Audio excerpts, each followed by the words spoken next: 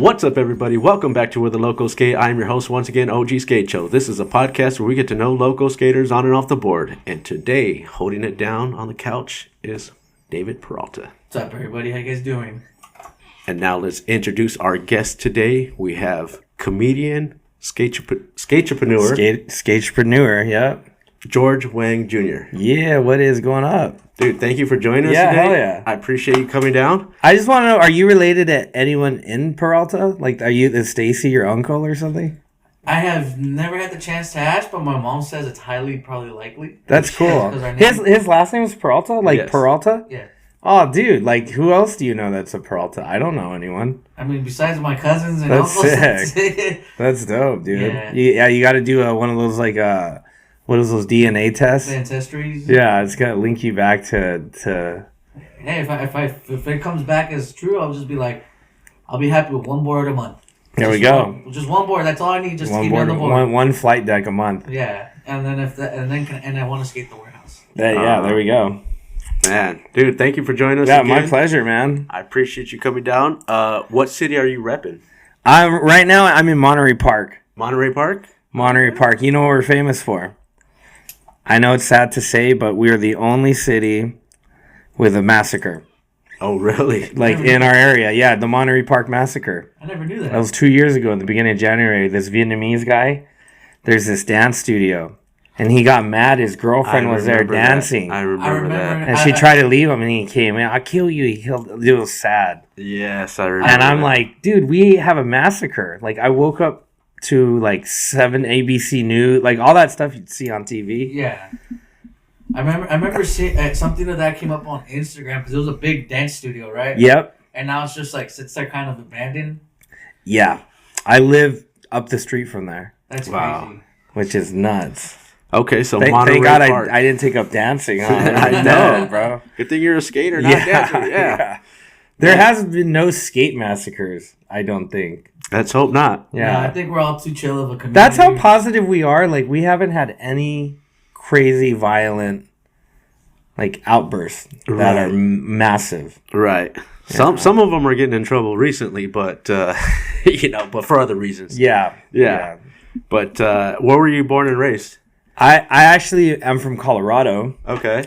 And I came here at, like, 12. Uh-huh. And I had a major identity crisis because in Colorado, no Asians.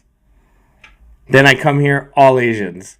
Okay. And I was a little like, I felt weird because I felt like I was the only Asian. Uh-huh. So to come here and be like, wow, there's so many. You weren't so special anymore. And what's weird is the Asians were different from me because I grew up more like, I was like kind of into punk rock. So I like try to dye my hair. I listen to like NoFX, Bad Religion, and the Asians like, what the hell is that? You know, like you Waiwa. They used to call me Waiwa, man, because I didn't do like I wasn't into like the stuff they were doing like the import scene.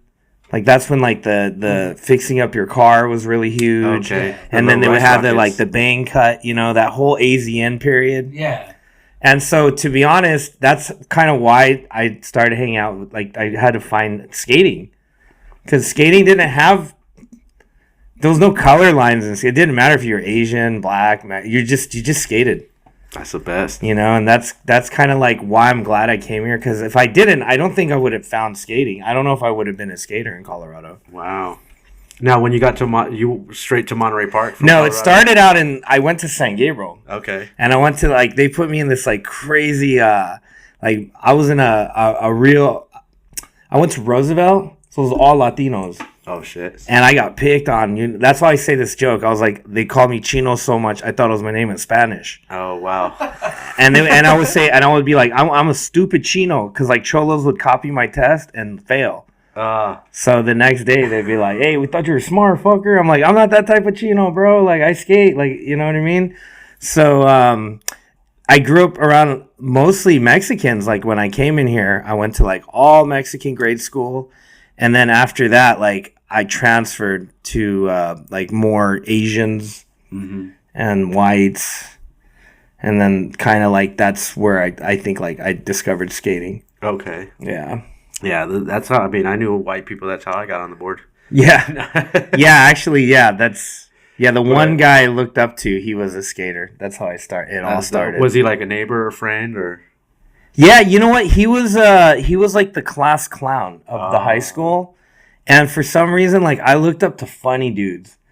And he skated and I'm just like, man, I want to be like this guy cuz he would come to school with his board. He'd just come to class. He had that whole like Spicoli attitude from like Fast Times at Ridgemont High. That's dope. And just kind of like so much charisma. Mm-hmm. And I remember like just wanting to be his best friend. And then I became his little like Chinese sidekick. Like wherever he would go, I would go. And I basically kind of like shadowed him. And then a lot of like his influence actually came from him. And it's weird because now, like, because I always thought he would be like into comedy because he was so funny.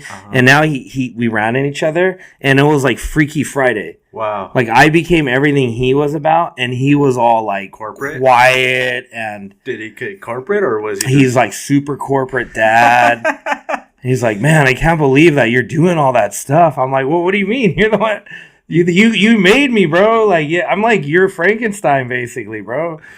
Yeah, was that Bizarro World or what? Like he molded you to become this dope ass comedian. Yeah. He like it's like Batman, like molded Robin, or like it's just kind of like that whole thing. That's crazy. And what's like, his name? His name is Mike Logren, dude. Shout out to Mike Logren. That guy was the OG, the OG funny homie who skated.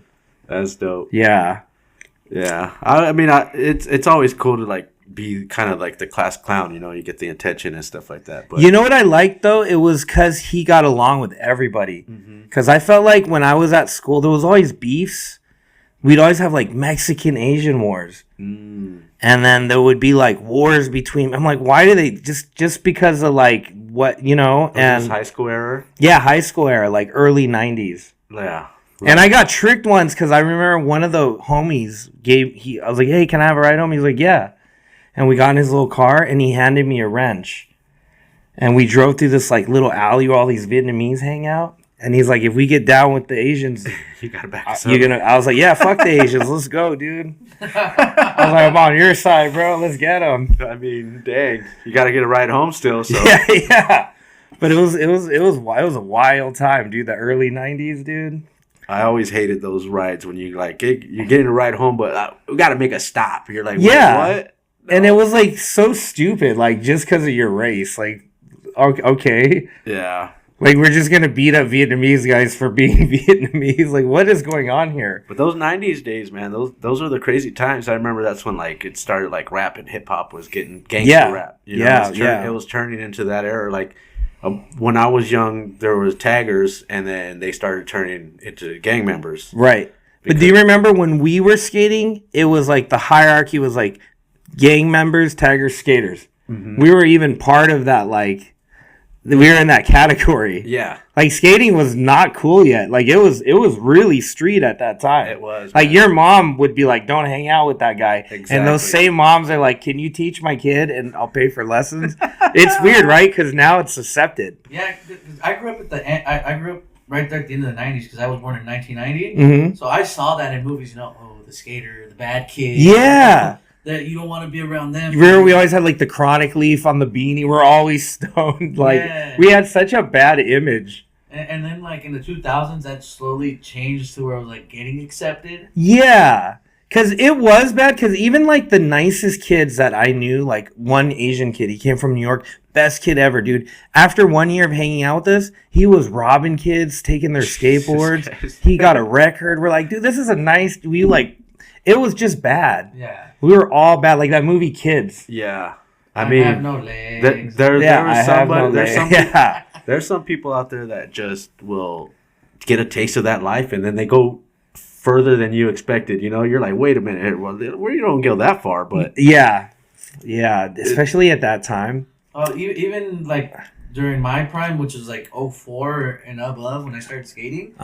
We had little homies that would come in, and next thing you know, oh, hey, did you hear that so-and-so is in jail now because they were robbing, or so-and-so got caught tagging, or they're doing this or selling drugs. Yep. It's like, we just brought him into skate not to get that far. I have one guy who was so bad, and all those guys were always like bad at skating.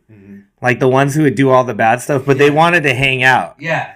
And I had this one kid. He just wanted to prove himself, so he like started rolling. He's a little Korean guy.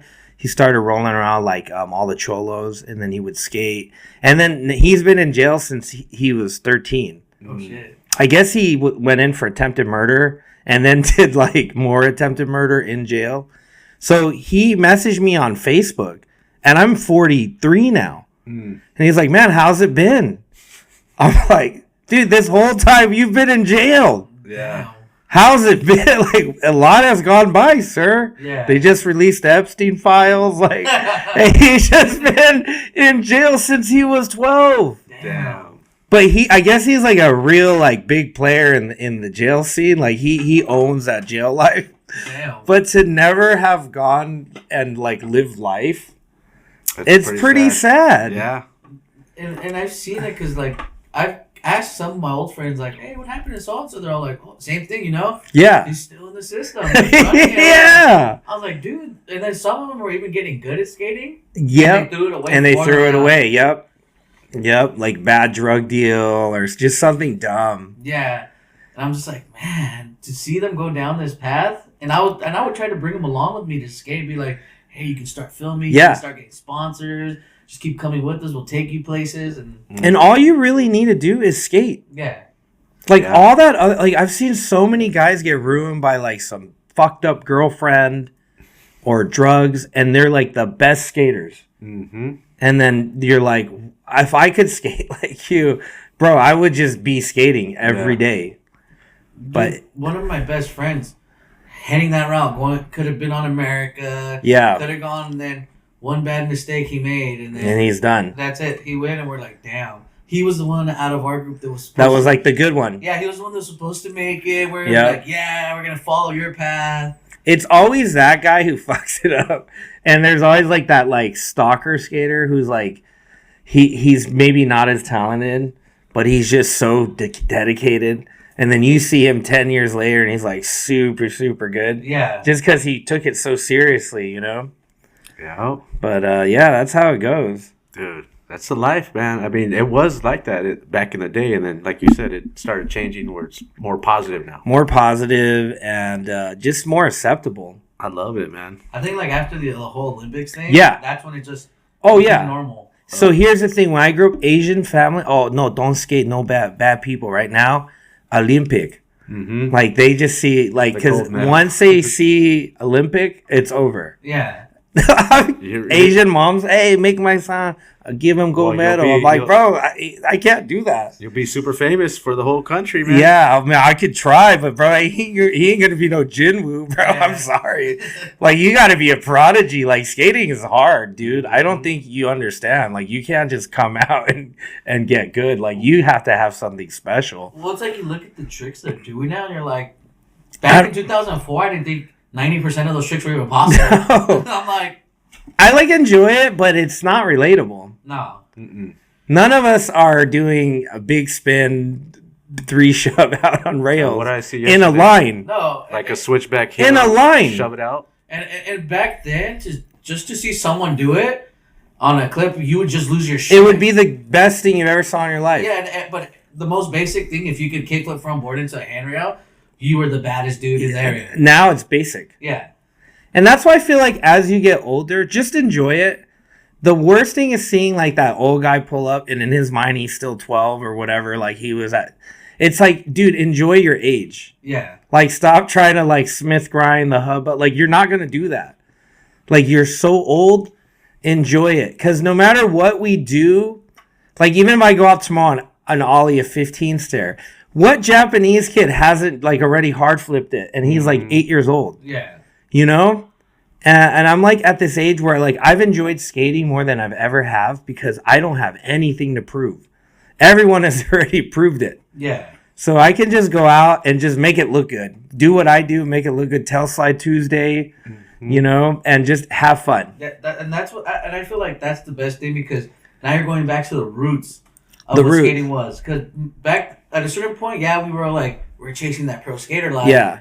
And then I think somewhere along the way it just clicks, I don't think it's attainable. And then you go back to having fun, you're like, I forgot how fun this was. I forgot how cool it was just to hang with my friends. Right. Have a good time.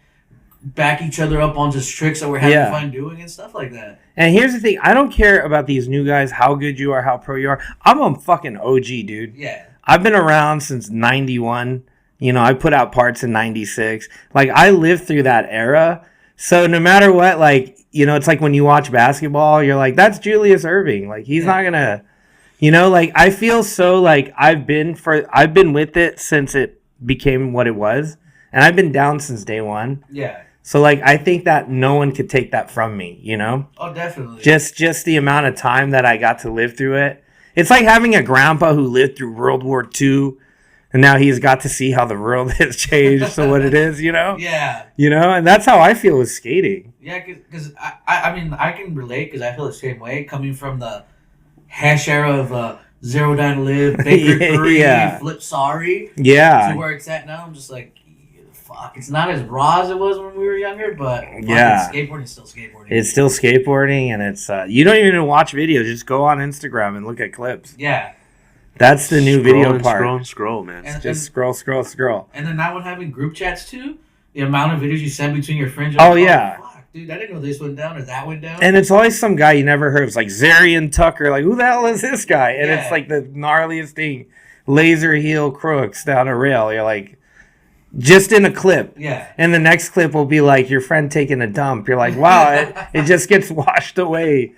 Right? But back then you would have had that on VHS. Been rewatching it. Watching it in slow motion. It's in your mind. You dream about it. Then the song that goes with it. Your iPod, like, the Guy Mariano, the funeral song when he opens the gate. You know, like that's always in your mind. It sticks. And then when you hear that song too, you like hype yourself. I'm gonna go do a Guy Mariano today. Yeah. You think you're Guy Mariano in your head. Yeah, it's funny. You know what it is. Like nothing sticks anymore. No, nothing. We are so attacked by so many things. Though definitely we are. That I don't remember. I can't remember a single new video, but I remember Jamie Thomas's "Welcome to Hell" part. Like I remember the Iron Maiden song. You know what I mean? No, like, because how you're talking about that, that's how it is with me with like Zero Dying to Live. Yeah. New Blood. I can sit there and be like, oh, I remember this part from Chris Cole's, or when he did that trick on this spot at this time. It sticks. Good times. Yeah, real good times. Or you even when you hear a song, like say you hear the song from someone's part on the radio. Yeah. Oh, this is Jamie Thomas's song from Zero Down. Yeah, remember how important it was to have the good song? Yeah. Like, dude, sometimes I'll skate and I'll like check my beeper, like when Kareem did in Trilogy, with like if rude, he checks his beeper in the line. Like you do little stupid things, that reminded you of like the skaters you like. Oh yeah. Even as a filmer now, like I try to like recreate some of those moments because I'll hear the song and be like, well, let me film it this way. Yeah. Because this is gonna look so bad, especially if I queued up to this part of the song. But then I go, oh, skate parts don't exist no more. Yeah. This will probably end up on this one trick my homie did. Will be on Instagram in like 2-3 hours. Yeah. That's not a skate part. Yeah, man. Trip down memory Wang. Yeah. Dude, seriously, you guys went on a rant right there. Yeah. Sorry. Did we go off script? No, it's all good, man. Nah, because you guys are talking about all those good videos. I'm just flashing back to my memories. I'm like, okay, I remember those good times. Everyone's got a video. Yeah. Now, you said, in the 90s or in the... Yeah, so I started when I was 12. And like I said, I would stalk that guy. Like, it was so bad, I'd have my mom take me to, like, the plaza they would go skate at. Uh-huh. And, like, back then, you couldn't, like... You had no phone. So I'd watch them through a bush and literally like just stalk them. And I'd watch them play, no board, no nothing, just watch them play skate. And just been like, I had no idea what anyone was doing. Yeah. I wish we knew. For some reason, we never knew about games of skate. Yeah, during that time, I didn't know what it was. I was like, this is cool. He's doing what he's doing. Yeah, I probably would have learned a little bit more had we played that, because... Later, that didn't come till way later. I thought that came till later, yeah. Yeah, but that's cool, man. I know during my generation in high school, that was big because it would always be in high school where there was that one kid that everyone wanted to beat at skate. And if you beat him, you go, I beat him. Yeah. I'm the next guy now. I did that to one of the guys that we skated with. Like, I sucked, and then I practiced and got better than him. And then I challenged him.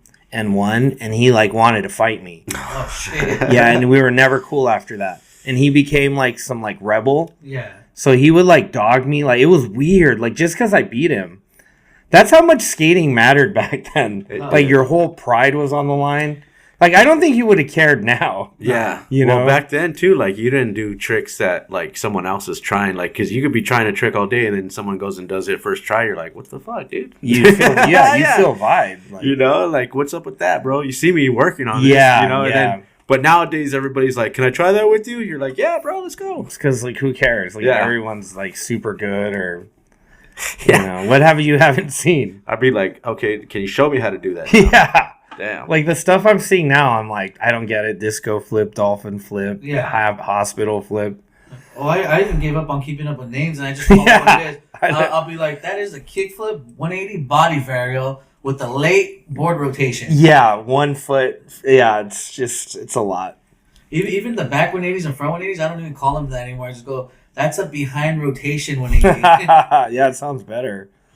Nice. Because people always argue it, because, you know, back 180 is back 180 regular, but then you do it nollie, and all of a sudden the nollie back 180 is a nollie front 180. I'm like, it doesn't make sense. You still can't see behind you. Yeah, it's confusing. I try not to. Yeah, I've been called out on like even my own tricks. I'll say like, this is what I did, and they'll be like, no, it's not. That's front. I'm like, all right, let's not I'm not doing this right now, dude.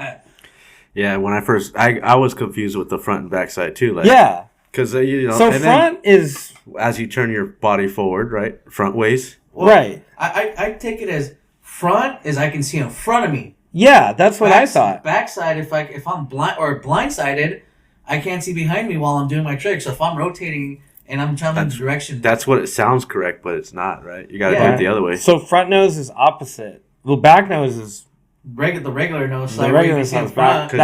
Because you're turning your front into the nose slide, and then you're going backwards. Okay. Yeah. And if you're turning into the curb with your back to it, that's backside. Right. Okay. We need to come up with like skate court where we settle these dilemmas. Dun. Yeah. Or they need to have like a skate Wikipedia where it's like, this is what it is. Yeah. No debate, you know? If you guys want to take it up around the corner. Yeah. Fight it out. Yeah, exactly.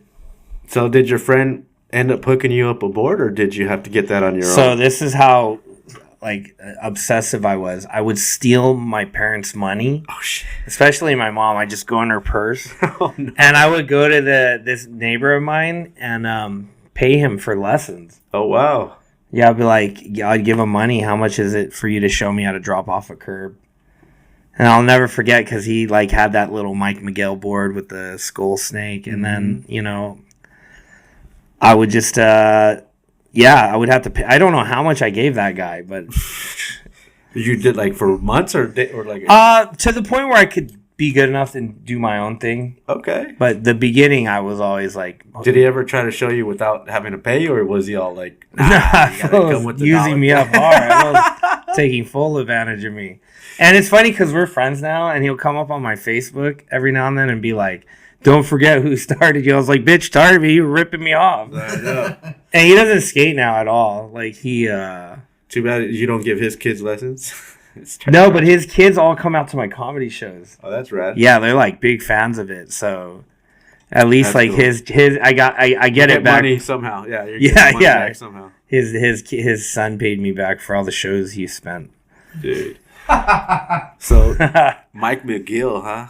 You know what's crazy? So I have that tattoo on back of my calf. Uh-huh. And I have a really funny story. So I did a Justin Bieber skate video. Not skate video. I did a music video for Justin Bieber. Okay. And it was what song was it? It was What Do You Mean? Do. So there was a bunch of people on that. John Leguizamo was on it. And the whole scene was we were like supposed to skate around him. And I'll never forget because like it was during like one of the scenes where we were cut.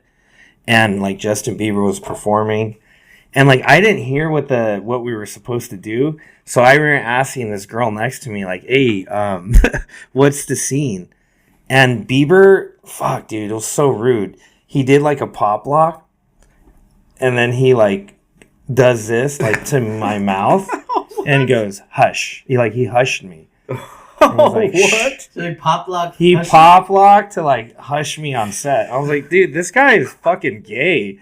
Like I was so like, and it's also like this major celebrity.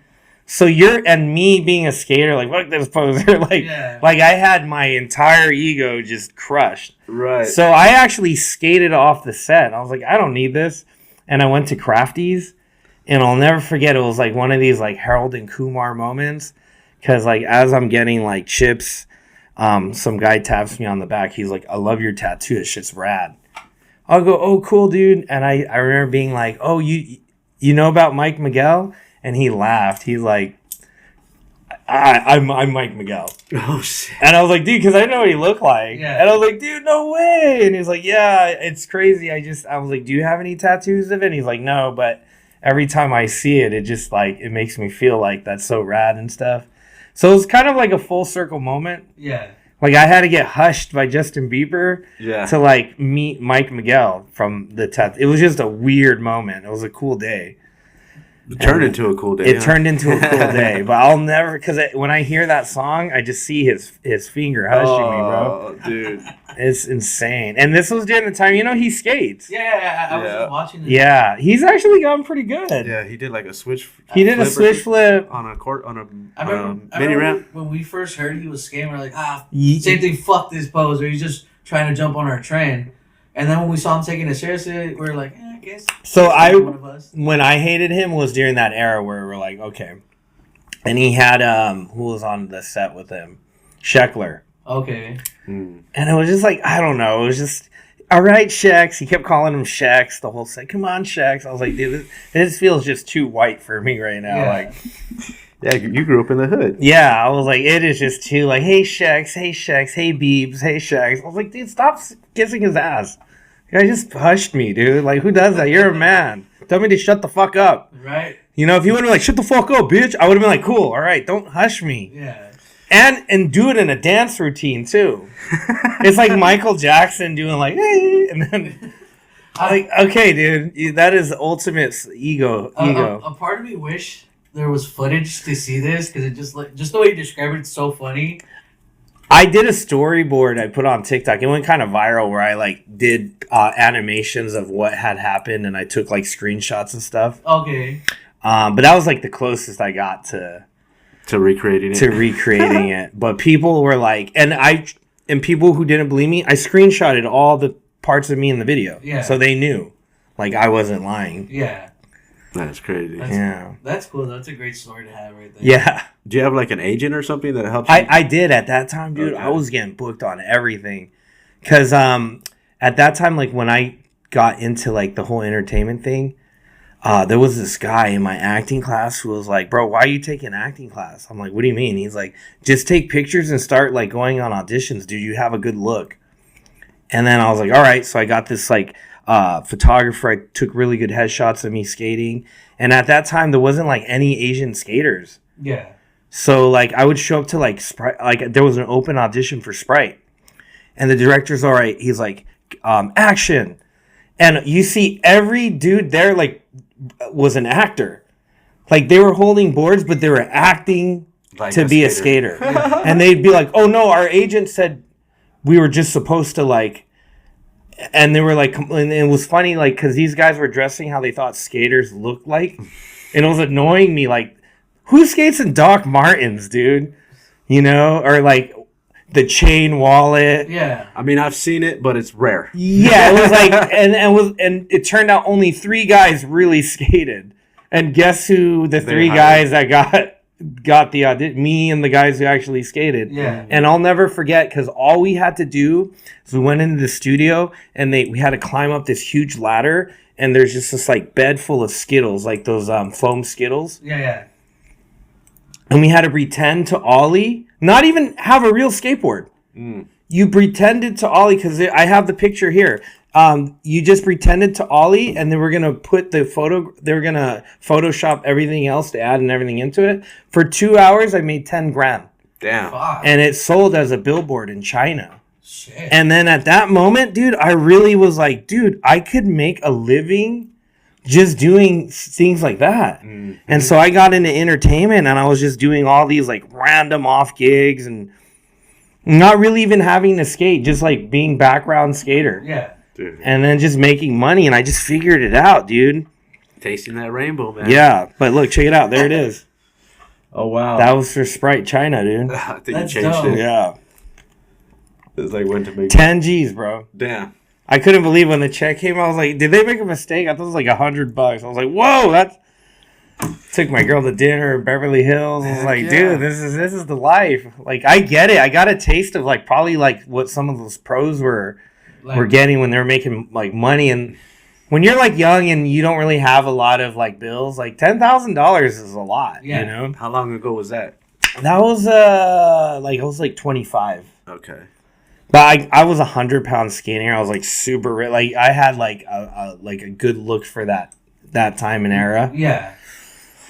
But that was cool. Like I rode that wave for a while, just doing like entertainment stuff with skating and acting and stuff, commercials. So, dude, any skaters out there, if you can hear this, like, and you're like broke, try it. Yeah. Well, we have a guy that's been on the show, Rudy. He does commercial work and stuff like that. So I've been trying to like figure out how to tap into it because I'm good at like the sound effects and like doing voices. So I'm like, how do I get into voice acting? Like that's the one thing I've been trying to figure out. Yeah, it just honestly, it's all connections. Yeah. yeah. Once you dive in, I'm like, it's like skating. Like you just got to know the right homies. Yeah. But do you still know the agent, or you? I just stopped like once the lessons took off. Because the thing about like auditions and acting, it's like winning the lotto. Yeah. Like you'll get lucky, but then there are going to be times where you're not lucky, and you go for a long time without booking anything. And I was just tired of being picked, because you're literally just being picked. Yeah. Like you're going in front of a bunch of people judging you and like, I want that guy. Like you're a slave. Yeah. And monkey. That's exactly. And like when I started teaching my own thing and creating my own thing, I was like, I don't need to do that anymore. Right. Like I started turning down auditions. It was like either teach this rad little 4-year-old girl how to like drop in or go to an audition in the middle of the day in West LA. I was like, I'll pass. Yeah. I'm cool with this. Like I went back to the roots of just me, of skating. I was happy for the time that I had, and then I did some pretty cool work. Got some really good gigs, but like right now I'm tapped in. I found my own thing, so I really don't need to rely on anyone else anymore. That's so rad. Yeah, because I mean, I saw a story that you talked about how the first time you did stand up, right? You just kind of stand up was weird because I took a random class during college. And the funny thing about this class is, like, for your final, you had to perform your stand-up at a comedy club. Oh, shit. And that night, I did my stand-up. And this is just for friends and family. Like, people who like you that are going to laugh. Yeah. Whether you're funny or not, because you're your friends. Sometimes. But, and then I did that. Yeah, sometimes they'll just hate on you. But the night I did my stand-up, the owner of the Ice House, which is one of the biggest comedy clubs. Pasadena? Yeah. Okay. He saw the set. And he's like, do you want to do a professional set? Like, I graduated from nobody to comedian that day. Right. And he gave me a paid set in the main room with a paid audience. And they ended up filming that set. And after that went online, I hadn't done comedy at least a year. And then people started tagging me like, hey, dude, when's the tour? When's the tour? Yeah, when is the next time you're going to be in my area? I'm like, what are you talking about? That's how they talk. They shoot me the link. That link got over 100,000 views. All these comments. And I'm like, dude, I just told a story about my dad. Yeah. And I knew right then and there that was my call. That was my calling. I feel like in life, you will never know your calling, but you got to tap in and you got to, like, try. Because, like you said, voice and all this stuff you want to do. Because if you don't, you'll never know. Mm-hmm. Like, if I never took that class, I would not be, like, doing comedy at all. Yeah. I don't know what made me want to, but I was like... Was it like an improv? Yeah, it was just kind of... Yeah, it was like a random improv thing. It was like something in my heart was like, man, you got to try this out. And I ended up taking it, and it was the only time I ever paid attention in school. Like, I went from, like dropout to, like, A+ student. I was doing homework. Because our homework was fun. It's like, go home and watch your favorite comedy. Yeah. And write about what made you laugh. Like, that's easy, dude. Yeah. I watched CKY last night, you know, like they slapped each other. I was watching Haggard. Oh, He sang, you know, what's that song he raps? Yeah, yeah. The Brandon DiCamillo rap. Mm-hmm. Hit you with a hit you with a stick. Yeah. Dude, he goes off. Yeah, I love that. Yeah. Dude, how amazing is that, bro? Sure. It's amazing. It was truly amazing, dude. And I always felt like after that, like, you just got to tap in, dude. Most people will never know their calling because they don't even listen to their gut. What's that saying that your father told you? Yeah, my dad said, so I was really sick one time. And, like, I just gave up on everything. And then my dad gave me this quote. And he's like, I want you to read this quote every day. He's like, he stuck it on my wall. And it was like, I am not what has happened to me. I am what I choose to become. And like, the more I read that quote, I was like, yeah, it makes sense. Because it's like, you're not who you are. Tomorrow's a new day. Mm-hmm. So you can either choose to be that same guy you were, or you can take a step in a new direction. Yeah. And that's kind of been the story of my life. Because every chance I took going in the direction of my dreams is a step closer I became to actually living my dreams. And I always say, don't quit your dream until your daydream becomes your day job. Because it's not easy. But you got to take a step forward towards whatever you want to do. And sometimes it doesn't come with money and bitches and all that. Like, sometimes it just comes with fulfillment. Yeah. Right. And doing this is a step towards your dream. There it is. You know, like doing what I do, teaching kids. Like, I'm not flying on private jets, but do I go home and lay down and feel great about myself every night? Absolutely. Because I did something for me. It's not trying to be the actor for the stupid agent. It's not working at some office job to make some other guy a millionaire. Yeah. I made a little kid's day by showing her how to do an ollie. Mm-hmm. And I remember when that guy I paid showed me how to do an ollie, what that meant to me. So that energy just gets recycled.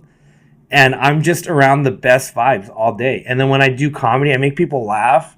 So when I hear people come up to me like, man, I had such a shitty day. Like, all this stuff going on in the news, the ice and this. And like, thank you, man. You made me just forget all about that and just have a good time. Like, people forgot about like what it was like to have a good time. It's just all this bullshit around. There's too much out there, man. It's too much, dude. And I know, like, for me, my goal in life is just to put out the best frequency in the universe and in life that I possibly can. And that's all I could really do. Like, I can't change the world from being fucked up, but I could change one person at a time or whatever people at those comedy shows for that 20 minutes. Right. Feel fucking great. Yeah. You know? And we need more of that. Because if we were always skating, being hyped and stoked, like, we want to be at war. Like, all these fucking assholes, like, if they all skated, guaranteed no one would be trying to nuke each other and shit. Like, we'd be trying to figure out. Yeah. We'd probably be hitting each other up. Yo, can I come to your town and skate your spots? Hey, yo, Gaza. Like, you know? Could you imagine if everybody was a skater, what our city would actually look like? We would just talk shit, like but other a than metropolis, you know? It would be, like, so skateable. You know it would just be one big fucking skate park. And right? Skate 3 in real life. Yeah, everyone would be... I mean, no one would be, like, nuking each other. No. I mean, we would want to skate. Like, I just think even people that have skated in the past and, like, really took it serious at a point. Yeah. And then they start going like, damn, I remember those times, and they go, damn, that was some of the best times they had in their life. Yeah. And they could still have that if they pick up a board again. Yeah, but you know, a lot of people are busy, and I get it, but it's just skating is so positive. Lucky. Yeah, we're so lucky. It's so positive. It brings people together. And what it really is at the end of the day is like, you feel accomplished for working hard, doing these tricks, and you build camaraderie. Like, it's the homies having a good time. Yeah. And then at the end of the day, you go have dinner or, you know, grab a beer, and it's good times. It's the best, bro. Especially because look at how we met is because, like, I met you through Vincent Alvarez. Yeah. Just by the social media. Just through social media, just through vibes. Right. We created Tail a Slide whole Tail Slide Tuesday, Heel Flip Wednesday. Guy made a logo. Like, I love that. I wish I could tray flip, or I'd join the Friday. Tray flip, Thrasher Thurs Tray, bro. That's our new one. At Frontside Flip Friday. Oh, is it really? Yeah, we got Manny Monday. Oh shit. Okay. Everyone, you start your own or tag us. Manny Monday, Tailslide Tuesday, Heel Flip Wednesday, Thrasher Thursday, and Frontside Flip Friday. Frontside Flip Friday. That's my favorite one. I can't get that way. Well, I'll try. Try it, dude. Switch frontside flip, okay? Yeah, dude, even better. We haven't had that one yet. Ooh, I should have banked some out because that was my go-to trick. Yeah, do you switch frontside flips? Ooh, that's nice. I could never regular frontside flip, and then out of nowhere one day on accident trying to switch 180 and 8 stair. Yeah, I switched frontside flip to 8 stair. That's insane. And it all just happened because I love those accidents when they happen. Yeah, I'm like sitting there trying just because I was like, I've never switched 180 to West Co 8. And that was an accident? Yeah, Did you play it off? Like, nah, I was trying to switch frontside flip. So how it went, I was trying to switch 180, but every time I would do it, it would flip. And my homie was like, just land on it. Yeah, he was like, it's already, you're doing it and it's coming back to your feet and you're just kicking it out. Oh, so low key, you just learned it there. Yeah, and right landed it on the spot. And then he's all just stick one. And I was like, I guess. And then I stick it. He's all, now landed it and I'll film it. And I was like, all right, cool. And you landed it? Yeah, and I landed it that same day. And I was like, I never knew I could switch frontside. Hey, you got to post that as a throwback clip. I have it. I have it on Instagram. I love that, dude. And then my homie, the one who filmed it, I always loved his filmer name. He made a what would you say, like kind of like making fun of Dr. Purple Teeth. He came up with this filmer name as Professor Blackgums. That's funny. Blackgums. Yeah, it was cool. But yeah, he's the one who pushed me to do it. And like I said, I was just throwing switch 180s on down and accidental switch frontside flip. I love that. Do you still have them? I think if I practice them again, I get them back real quick. It's crazy, like certain people, like your body just goes a certain way. Yeah. Because I know for me, there was like certain tricks I could do switch or like regular that I couldn't do switch or you know what I mean, vice versa. No, yeah, I have a bunch of tricks like that like I can't big spin for shit, but I can switch big spin off of shit. Yeah. And I'm like, I don't get it. Like you can show me to do a regular switch big spin. Nowhere near close to it, and then here comes a switch big spin. And it's just the perfect switch big spin. Like I can't no comply, but I could switch no comply anything. Like I could do like every variation out of a switch no comply, but I can't no comply regular. Regular, right? Yeah. It's a trip how that works. Yeah, it's just the way your body goes. Yeah. Well, like I have trouble now. I used to be able to do them when I skated when I was younger, but just backside 50-50s. Yeah, I can't seem to jump backwards. I hate. Yeah, that's another like. I'm like, I know how to do it, but I just can't get the body to turn that way. Yeah, the back 50s, like I could do it, but it's never like a regular 50-50 for me. I have to jump like straight at the edge. It takes a while, like that. It's a weird movement. Well, yeah. I would trip out because same thing. I had him on lock, and then I even learned how to. That's how I learned how to back Smith. Because I would be like, oh, it's just the back 50, but late. Now I pull up to the ledge and try to back 50. I'm like, nah, I'm scared of that trick. It's crazy. Yeah, I trip out on my like friends that are like real good, and that's their warm up for like a big hub. I'm like, how? Yeah. Oh yeah. How do you get your body so straight? I go skating with Listo. Come on now, like he's. Yeah, I see him. Like, he's backside kick flips, 5-0s and everything. His warm up is ridiculous. I'm like, dude. I'm barely like getting up the curb right now, and you're like backside 50-50 crook grind. Shout out Listo, man. Yeah, he's putting in work. Yes, sir. Yeah, man. Yeah, and you know what? I like the path he's on with the sobriety. And you know, I do see him getting way better being on that path. Oh, for sure. Like I just see like all that energy going into skating, and I love it. Yep. I love it. Like all those guys in jail should have just been like Listo. Like, yeah. Like, bro, if you would have just sometimes, but like a lot of times, like sometimes it takes that one thing. Like if you get like the DUI, if you get the accident, or sometimes it just takes that slap in the face to get you going, or like luckily for me, I avoided that part of it, and I saw how positive Listo was getting. And I was like, man, I want to get back on my board. I want to lose some weight, and I've been sober from alcohol for 2 years now. So that quote I told you, like that same thing happened to me. I had lost my job, lost my girl, and went to jail in the same week. Damn. And then came out and then caught something from that same girl, and I was sick for 7 months. Damn. Like I kissed this girl's like Kiss of the Spider Woman, dude. I was done. Damn. Like I was paralyzed. I was like, who the hell did I kiss? Fucking, like the Mystique from X-Men. Like I was done. And then I thought I was never gonna recover. And then that's when my dad hit me with the quote. COVID or before COVID or before COVID. Okay. So right after that, like I had been with this job for 10 years. It was a cool gig. I worked for a tattoo supply company, and they just flew me out all over the world. I just dealt with artists. But what I learned from tattoo artists is they just made a living off their passion. Mm-hmm. And even though I was in a cool industry, I'm not an artist. So you feel like an asshole. Like you be out these like dinners and like, so how long have you been tattooed? I don't tattoo. It's like I just sell you the ink and like imagine we all chilled. That's all even say. I don't skate, man. You're like, I just sell the product. Yeah, and I just felt like such a salesman, and I'm like, and so once all that happened, I got sick. I got better. I felt like God has to break you down before he can bring you up again. So before I got sick, short hair, fade, all clean cut. Then get sick, Jesus, hair grows out. And then right when I got out of it, I got blessed with a job to work as a after-school instructor for LAUSD. Yeah. And so I was working with East Whittier Middle School and Huntington Park High School. And the whole reason they had these skate programs is because some of those areas were so bad that they were trying to keep these kids from shooting each other and like they were willing to try anything. Yeah, like one girl died. Dang. I remember it sucks. She was in my skate class. She's like, Coach, I love this class. I can't tell you how much it means to me. And then 2 years after, she got killed. I'm like, she dude. didn't keep skating? No, it just sucked. It had nothing to do with skating. She was like in this abusive relationship. Oh. And I'll never forget when she had told me skating meant everything to her. It was almost like a cry for help. Yeah. Like, this is all I have that makes me happy. And I remember being in that, like I worked, and it was cool, like, working for the school district.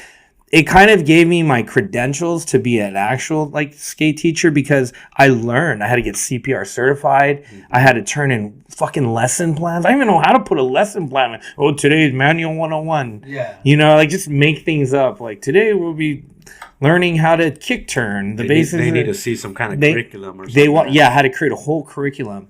And in that year, I just learned how to, like, teach big groups, how to handle, like, a bunch of kids. And then I remember we would have like contests with other school, dude. We were like the Lakers dynasty, bro. We would just keep winning gold.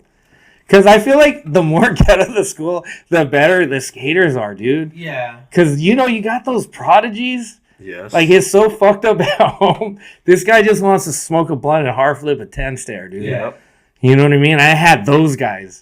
The other kids, they just want to sit there and play with their video games. They would murk everybody. I remember they poured Gatorade on my head, dude. It was a great time in my life. But the school was whack because, it's skating in school. So, of course, you had these, like, tight-ass supervisors. Yeah. Trying to, like, micromanage skating. Never skated. Why isn't his helmet buckled? Yeah. I didn't see a strap on the ankle bracelet. Or like, shut the fuck up, dude. Go, like... go write someone up. And I remember it got so bad. Yeah. I ended up parting ways. And then when COVID hit, I had started I had a few clients of my own. I was like, I'm going to make funny skate TikTok videos.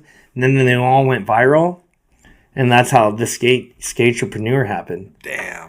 Like that all blew up, bro. I had a waiting list 2 years, bro. I had And these are all local kids for you? No, so it happened. Check this out. First client I get is like a referral. I pull up to like the Hollywood Hills. I'm like, dude, gated mansion. I'm like, what is going on? You're like, ching. No. Dude, I go in and the dude made all the Saw movies. Oh, wow. Shit. He was like, and then here's the thing about Hollywood. They don't fuck with anybody. So you got to be in the circle. So I become the celebrity skate coach. Bro, all I was doing during all of COVID was hopping around the different mansions in Venice and Beverly Hills and fucking places I would never be. Bel Air. Why am I in Bel Air? Is the Fresh Prince here? Yeah. And then just I just would full time and be going to these I have kids complain my tennis court isn't as big as my neighbor's. I'm like, bitch, do you have a tennis court? That's not a complaint. Yeah. That's how rich these kids were, and that's how it started. And then I basically just kind of created a whole freaking just a career out of it. And I've been riding that way for 5 years. That's cool, man. Yeah, and I'll never forget because I had like the shittiest car. Like when I first got the job, like I had one of those cars where like you would start to Beverly Hills and that. Yeah, do you know like have you ever seen when the smoke comes out of the exhaust? Yeah. Oh, dude, it was we had one of those. Dude, I had one of those whips where like once the smoke would come out, it would look like hurricane. Yeah, dude, well, big old. Yeah, like the kids would disappear. Like people would be pissed. Our car would like if you had to punch it making a left turn, it would just go. Yeah, all of a sudden, it was like smoking, and then it was your whip. It was your hustle whip. Yeah, it was so embarrassing. I'll be ducking and shit. Yeah, I bought an electric board so I could park it far, so they wouldn't see the smoke. Cause like if I'm gonna go to these like really rich places, right? Perception is reality. Yeah. Right. I don't want to come across as some like ghetto asshole, even though like I am. Like I'm not trying to like I want to come off professionally. And like within that first like 4 months, I went and bought a new Lexus cash, bro. I was making like drug money from skate lessons. That's crazy. And that's when I was like, I knew because my dad would tell me as a kid, you if you know a skateboard, like if you skated the way you would make money, man, you could be rich. Because he was like, if you made money the way you skate, you'd be rich. I never knew what he meant, but now I know what he meant. If you could turn your passion into profit, yep. It's a wrap, bro, because you already love it. And the rest is history. And like I remember my dad, he was just so proud because my dad was an OG. My dad was like one of the OG restaurant moguls, chef, like pre-Panda Express. Like he was on the cover of like food magazines. So my dad was always like an entrepreneur at heart. Like he followed his dreams, became like a top Chinese chef, owned all these restaurants. Wow. And I felt like it took forever for me to understand like what he had been trying to show me his whole life. So when he saw me do the skate shit, he was so happy. He knew like that's what I mean by the I'm not what I am, choose what to become. Like you finally picked you. Yeah. That's dope. Dude. And so like man, it was such a good time. And even now, like I'm still writing that, and I can't forget like all that shit that happened to get to where I am now. Yeah. And all it took was just listening to my fucking heart. Yeah. Just following the path, right? Following the path, dude.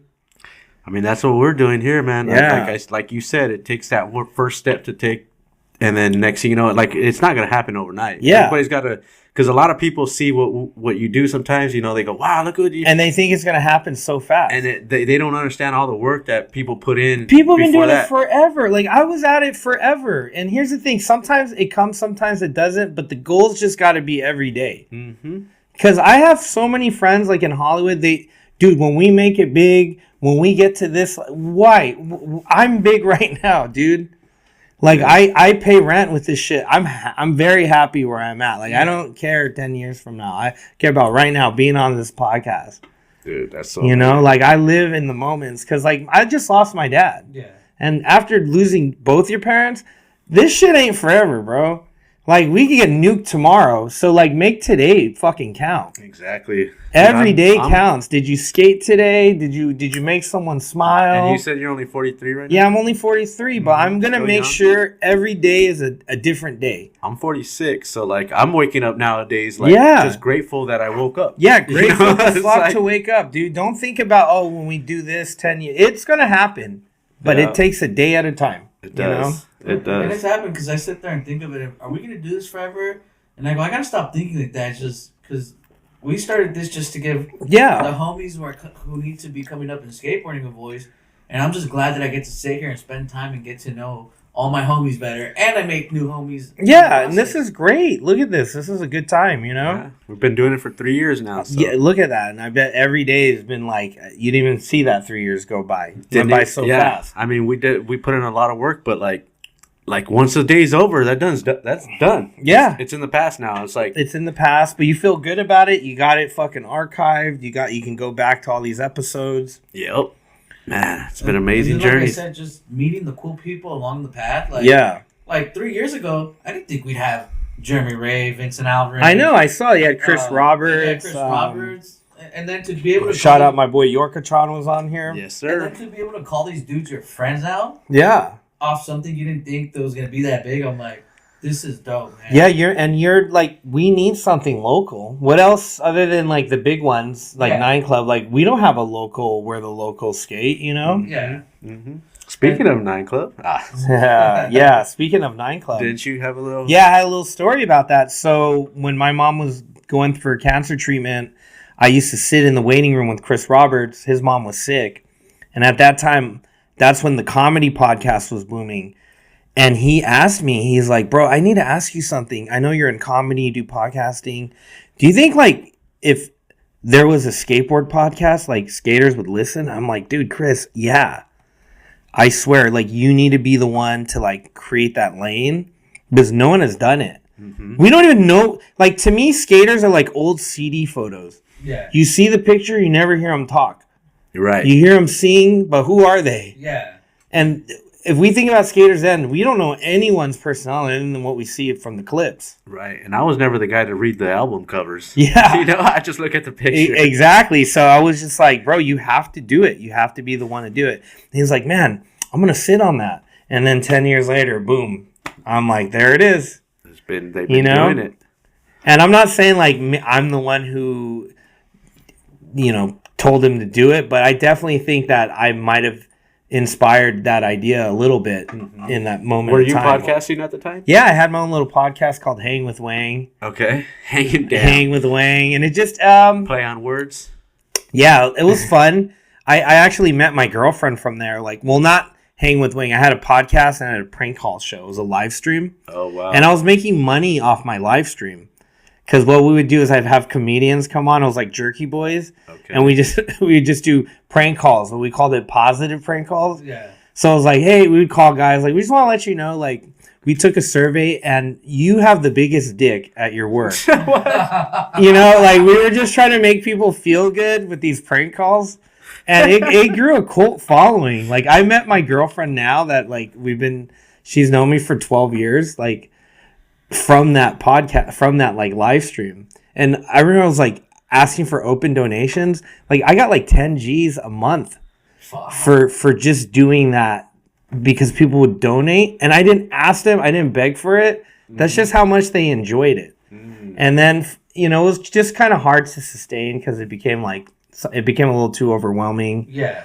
And then eventually the platform it was on went under. But that was like kind of where it all began. Yeah. Hang with Wang. Hang with Wang. Positive prank calls. That's funny though. Like, just I can only imagine getting a prank call like that. Like your dick is so big. I just be on the other side of the phone like, what the fuck? We have ones where we call fake porn producers. Like, hey, someone gave you us as a referral. Have you ever done adult films? And be like some black guy like, yeah, nah. Well, would you be interested? And we like name all these porn stars. Like, do you know who Lana Rhoades is? Yeah, I know Lana Rhoades. Well, how would you feel about doing an anal scene? Like, anal scene? What you mean, anal scene? Is this going to be okay? And then it would just literally, like, just start spiraling. Just go out and they get so excited. So when do I sign up? I heard one guy is like, yeah. I got a question. He's like, I got a big dick, but it got a curve in it. Does that affect anything? I was like, nah, man, that gives her more stimulation. Okay. Can I leave my boots on? I was like, what? Can I leave my boots on? I'm like, what do you mean? It's like Mr. Marcus. Do you know that porn star, Mr. Marcus? He was like the first hip hop porn star. I didn't know that. And he'd fuck with like Timberlands and a sideways hat, but he was like all hip hopped out. That's funny. Yeah, and it was just, dude, these prank calls. I probably have a lot of bad karma from them because of just so many that we've done. But, dude, that was a really, really epic time in my life. See, and it's cool because, like, that's when I'm not skating or doing stuff, like, that's my version of having a great time is, like, messing with people or, like, making people laugh because I'm like, so many people have a shitty day. I've had shitty days going. Yeah, and what makes you feel better than laughing? Yeah, or just cracking dumb jokes. That's why most of the movies I watch are all comedies, dude. Comedies, and then the podcasts I listen to, like we were talking about earlier, they were all comedy podcasts. What comedy podcasts do you listen to? I like Bad Friends. Oh, nice. Yeah. Mr. Bobby Lee. Yeah. Your Mom's House is a good one. That one I kind of they got a little too crazy for me, man. So, like Like once they start doing the hardcore stuff, like they're showing like that's too gross, you know. I mean, I'm a little and raunchy, I'm not so too. I like that stuff. I'm not too much of a fan of the wife either. Like the Christina. Christina, yeah, like it's like. Yeah, then from there, what other ones were we watching? Because you turned me on to most of them because I didn't know about them. Well, the ones I really stick to now are just Bad Friends. We Might Be Drunk. The Tuesdays with Stories. That's Mark Norman and Sam Morril. Yeah, those are the three I pretty much watch now. And it was cool how he got me into them because I told him at first, I like listening to the show of Heidi and Frank because they were kind of like watching podcast comedies all. And he'd be like, "Oh, watch this one." This one. Oh, they're fun. And then that's what even sparked the idea for us to do a podcast. Yeah, dude. Yeah, because I took like a piece of like what everybody kind of did, like with even Cypress Hill, they have the Be Real show.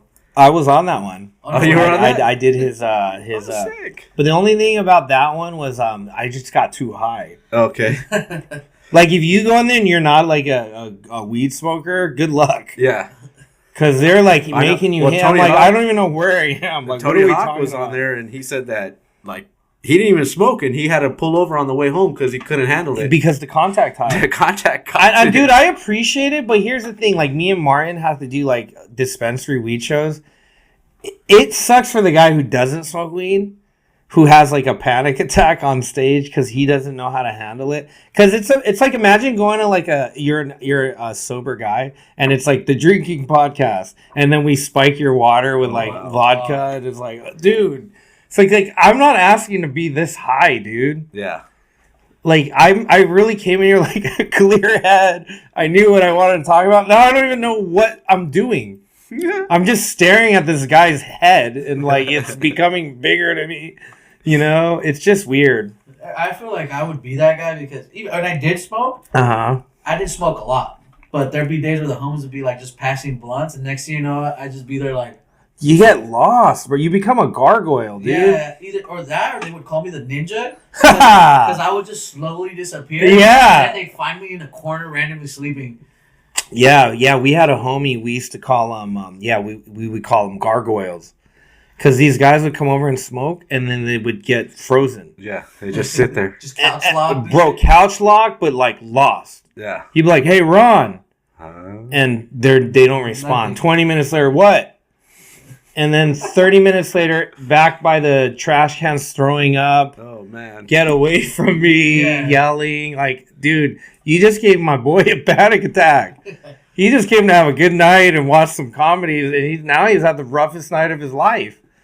He's had to fight through all these like inner, things that happened to him when he was little, and that's scary. It's scary, dude. No, trust me, I've been so high before where that happens. Like I just start fucking losing my shit. You lose your mind. You're just like, how do I stop being high? My tolerance is way too high, I guess. Yeah, see, the OG's got it down. I give props to guys who know how to smoke. But I do miss the fact that like if you don't smoke and then you do get a little bit and you're like, oh dude, remember this? Well, there was one time I was fucking around pretending because my buddies, they forget I don't smoke, and they'll pass me a joint, be like, oh, and I pretended I was gonna hit it. Took a big old puff, that one puff, you're gone. I was out. Yeah, I was right there on a chair. Yeah, it's weird how it's different for some people. And I'm impressed by dudes who can smoke grips. I'm like, how are you not losing your mind? Dude, Listo's one of those. I'll watch this dude smoke, chill, go skate for like 10, 15 minutes. I'm gonna spark another bowl. Yeah. I'm gonna spark another bowl. Does he do that when he skates still? Yeah, he'll toke a little bit when he skates just to like mellow out. Yeah. I mean, it does help with skating. Like, I think during a time when my mom was during her cancer, was the best time I skated because I went full sober. Yeah. I would just smoke massive sativa. And I would be like locked in on Manny tricks because the sativa makes you like zone in. Oh, dude, I was doing stuff I wish I could do now. I know for sure without the weed, I could do it. Yeah. Because it brings out this like level of concentration you can't get normal, dude. Right. Yeah. No, and I know what you're talking about because I used to. the way I knew how to control myself when I would smoke is I would smoke little snapper bowls. Yeah, little. Yep. And I was like, all I want is the head change. You just want to lock in. Yeah, I don't want to be stupid high. I used to do that to get into like drawing mode. Yeah, like, yeah, you lock even in. Even editing mode, like even like if I'm gonna create something for the show, I'm like, all right, let me see let me see if I could kickstart an idea real quick. Yeah, you need it. Sometimes you need that to lock in. But my uncle always said, you don't say you need it, you want it. Yeah. But it takes you there. If you really... I've been there. Like, it helped me through the best times of my life. Like, I needed weed at some point. It's like if you dose it right, it'll be beneficial. But then there's the, oops, I overdid it. Yeah, that's why I never... Like, when I was smoking, everyone, hey, come on, smoke. I'm not smoking with you guys. Like, I smoke for me because I know my level. Yeah. Mm-hmm. But once I'm smoking with you guys, like, I don't know where to go. And I've made that mistake. At the B-roll Well, I try to smoke with growers. Oh, dude, forget about it. Yeah. Just end up in a garden with birds. Like, how am I here? Like, you're just so faded. Dude. And scared. I'm like, oh, man, I really thought I could hang, but I can't. Yeah. Well, that's probably me too. Like, my tolerance is high, but it's not like I don't smoke like constant all day like that. You know, like B-real show. Like, I don't like I could smoke a bowl and I'm good. You know? And I'll even try to start a second one. I probably won't even finish it. But and that's just because I'm just like I forget. I'm just sitting there. I guess I'm fine. You know, dude, the B-real show, like they have the cones. So high. It's too much. Why do you want to be that high? It's amazing. Well, they got so much of it. I know, but it's like, why? Like I wonder, people who smoke that much, like, do they wake up high the next day? Yeah, oh yeah, they're just like depends. I bet being high to Snoop is not being high. Yeah. Imagine his reality being sober. The only time I woke up still feeling the effects is because I had an edible. Yeah, the edible. And that one, like I woke up, cotton mouth, like I needed water, like I was like, oh, the edibles, dehydrated, the worst. Man, I have the craziest story to my first edible because I used to work at festivals as a food vendor. My homegirl comes up, she's like, "Here, you want a cookie?" I was like, "Yeah." I'm scared to hear the story. She walks away. I'm like, "Cool, a cookie," and I ate the whole thing. No, you did not. She comes running back. She's all, "Don't eat the whole thing." No. And I'm like taking the last bite, like, why? She's all, read the back of it. It says, if you want to be humanly functionable, do not eat the whole thing. I'm sitting at like hours later. I'm on top of the cooler. My roommate's trying to talk to me, and I'm just like making sentences like. Were you scared? I don't remember shit. You were just lost. I was lost, and I just remember it could happen. I finally started coming back to it, and I was like, I just need water, dude. Mm-hmm. I just need life right now. But once you get over the super intense, it does feel good. The come down's not bad. No, the come down's great. The come down is like, all right, I'm finally out of this shit. But I just remember just being lost right then. I'm like, or when you're so high and you're working and you're like, even though you got sunglasses on, you're like, these people know I'm high. Yeah. They know. And you just start paranoing out of that. Dude, and it's weird doing comedy at like dispensary weed shows. Because like normally like if we do comedy shows with like normal people, drunk people, it's like ha ha ha ha. Yeah. Weed shows, you tell the joke and then like... They're delayed. I get it now. Like, I get it. No, the joke was like a long time ago, dude. Like, it's just, where are you guys? Yeah. And then you think you bombed, but it's actually them fucking lost. Yeah. Yeah. Ezon was trying to do stand up at like a smoke show, and I was like, no one's ready for that. No one's ready for it. No one. Yeah, just put on low their synapses ain't responding. No, 100%. Or do you ever, when you do those, do you ever get that one stoner who just can't stop laughing? Yeah, he's the best one. He's just sitting there. He's just he gets it because he's the one who's like him. He knows how to control it. Yeah. He's like he needs it, but he's on top of it. Yeah.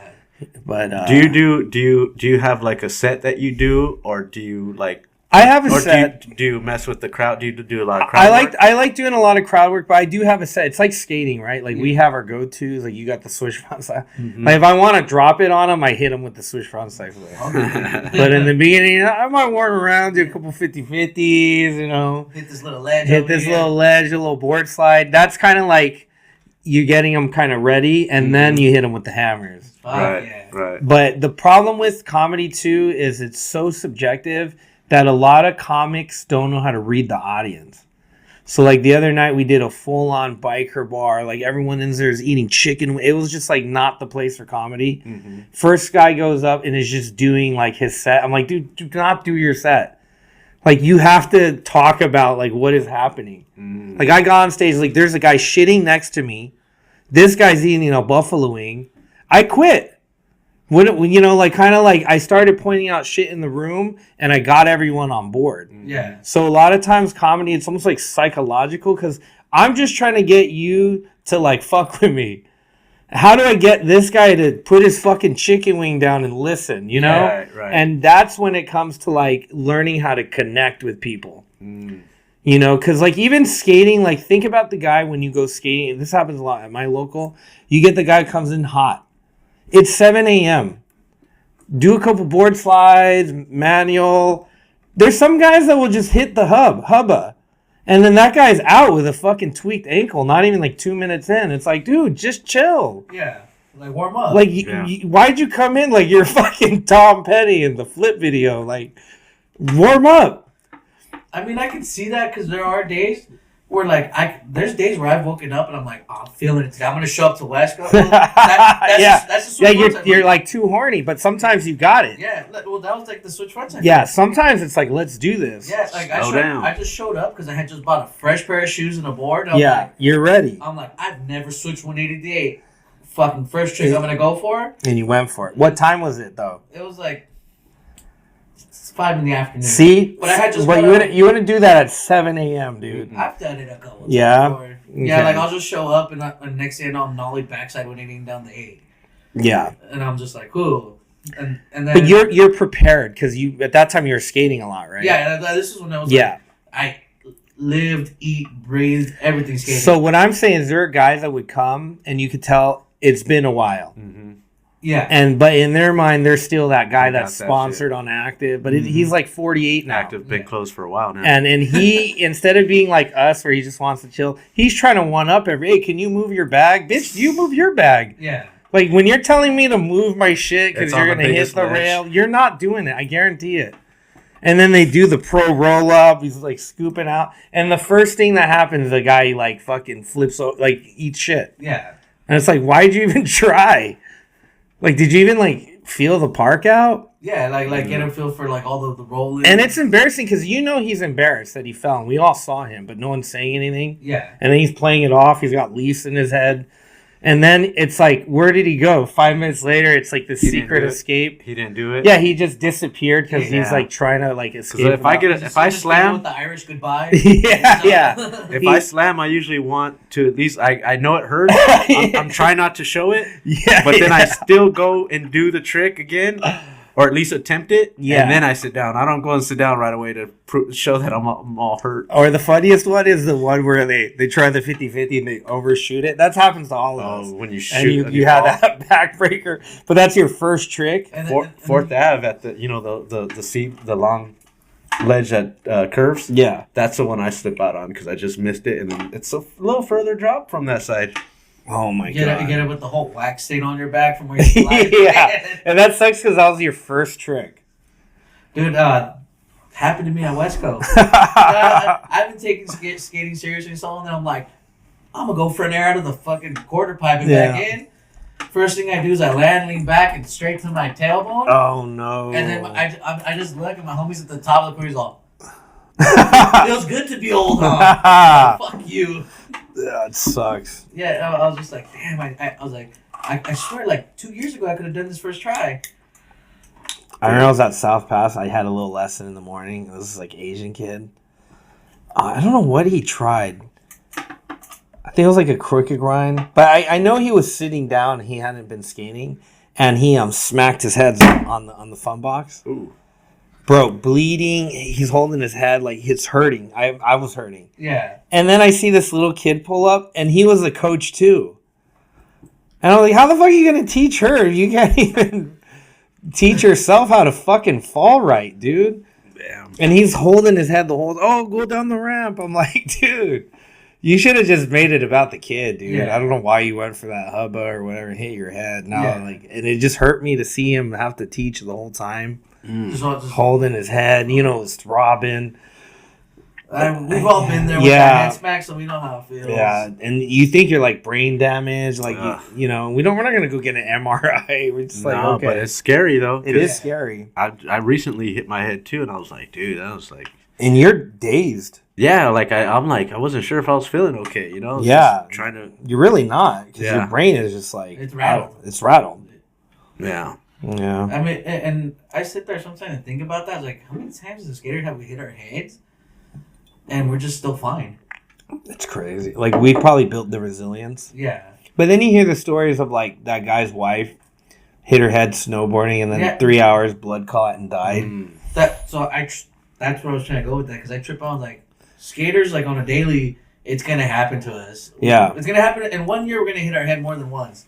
Then you hear that story, like you said, and we're just like... Yeah, like how? Look at what Nija did, and he's alive and like back to normal. Like how? But thank God, well, he has, luckily, a great medical team, I'm sure. He's got money.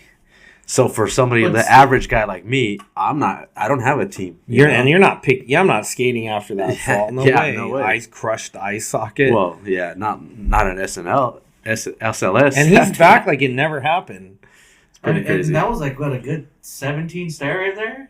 That was wild. I remember after I passed 10 stair rails, I was like, fuck, I don't know if I want to keep going any bigger because it's a long fall. Yeah.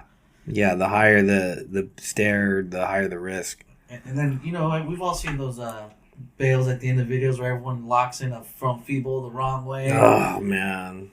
And that's why I never learned tricks like that. Or front boards. Yeah, that front board will get you.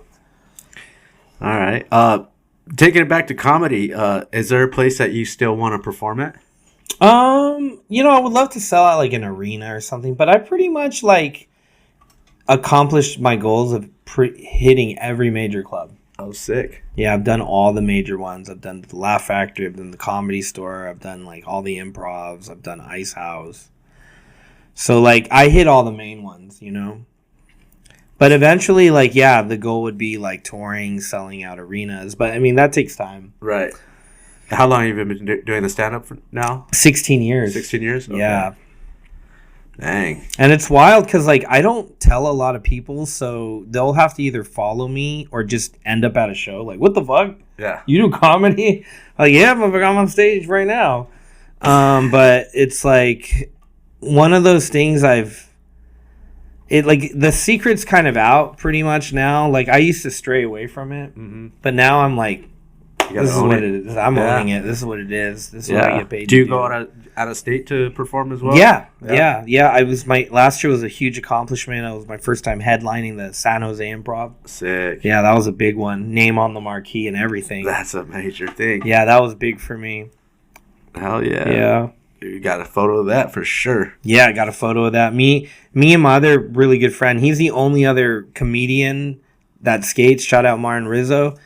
And we're like the only two guys like that are literally just skating hard and then killing it on stage. And then that's the guy I do all my sketches with.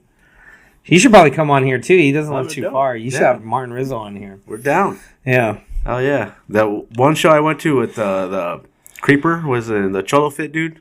Oh yeah. Yeah, I went to his show one time, and then like, and of course we had a damn table. Me and my lady had a table. That's fun. Yeah. And I had to go to the restroom because back then I was drinking. So I come back to the table, and right away, like he's already talking to my lady, right? He's like, "Hey, are you with this guy?" Oh, like no. the guy next to her. Mm-hmm. And I go, no, dog, she's with me, homie. And he's like, oh, hey, my bad. He's like, what's your name? And I go, Skate-Cho. And he goes, wait, what? I go, Skate-Cho, Skater Cholo. And he gets on stage and he's like doing the push. He's all like this.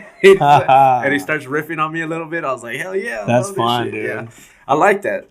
You know? I think the worst part's when you get ripped on. Yeah. And I got ripped on one time because of Listo. At a comedy club. Oh, they went on you? What did they say about you guys? Well, first off, I think it was his first time at a comedy club. Uh-huh. And I was just sitting there minding my own business, and then you hear Listo, woo! Yeah! Zombie woo! Uh-huh. You know, and then he goes, what the fuck did you just do? Put us on. And I thought he was going to rip on them. Uh-huh. And then all his attention just focused on me. Oh, no. And then I'm stoned as fuck, and I'm like, dude, no. And it's like he did his whole set on me. Oh, wow.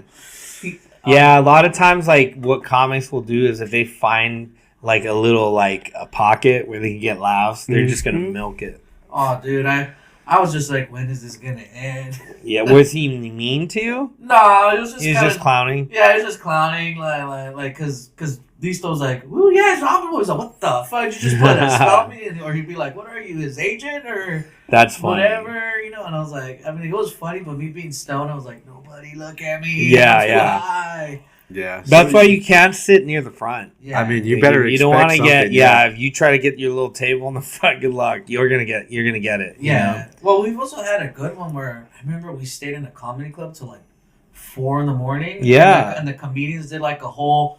That was probably Comedy Store. I think so. The one in Hollywood. Yeah, that's the only one that stays on till late. Well, no, everyone, the crowd had left, and we just stood behind, and then the comedians just came out and like did some crazy, dope private show for us. Like they were just being themselves, like hanging out, but we were the only ones in the table right there. That's sick. Just ripping it for us. And I was like, dude, this is dope. That's dope. Yeah. That's probably Comedy Store. They're the only ones that go on like that late. Yeah, because we were there. We were like the last ones there, and we left at like 5 a.m. We were like. That's fun. Was that recent? Nah, this was years ago. Yeah, that's Comedy Store for sure. sure. Because I remember they were on the piano playing. Yeah, that's comedy. I think they might have just been practicing like future skits and seeing what our reactions would be, but we're just busting up. That's fun. Yeah, that's Comedy Store for sure. Yeah, that was a cool experience. Like, since I started because I have my buddy who's our filmer. Mm-hmm. He's big into comedy. He'll call me, "Hey, bro, there's a comedy show tonight. You want to go?" That's sick. And I'll be like, "Fuck yeah! Where do I get my tickets?" And then me and him will go, and I'll be like, "Hey, I gotta get you guys tickets to some of my next shows for sure. Dude, shoot them. I'll show up for I sure. got some next weekend. Okay. Where are you playing next weekend? I got a pretty cool show. It's a new spot in Pico Rivera, I think. Okay. Do you have any dates coming up near the 26th?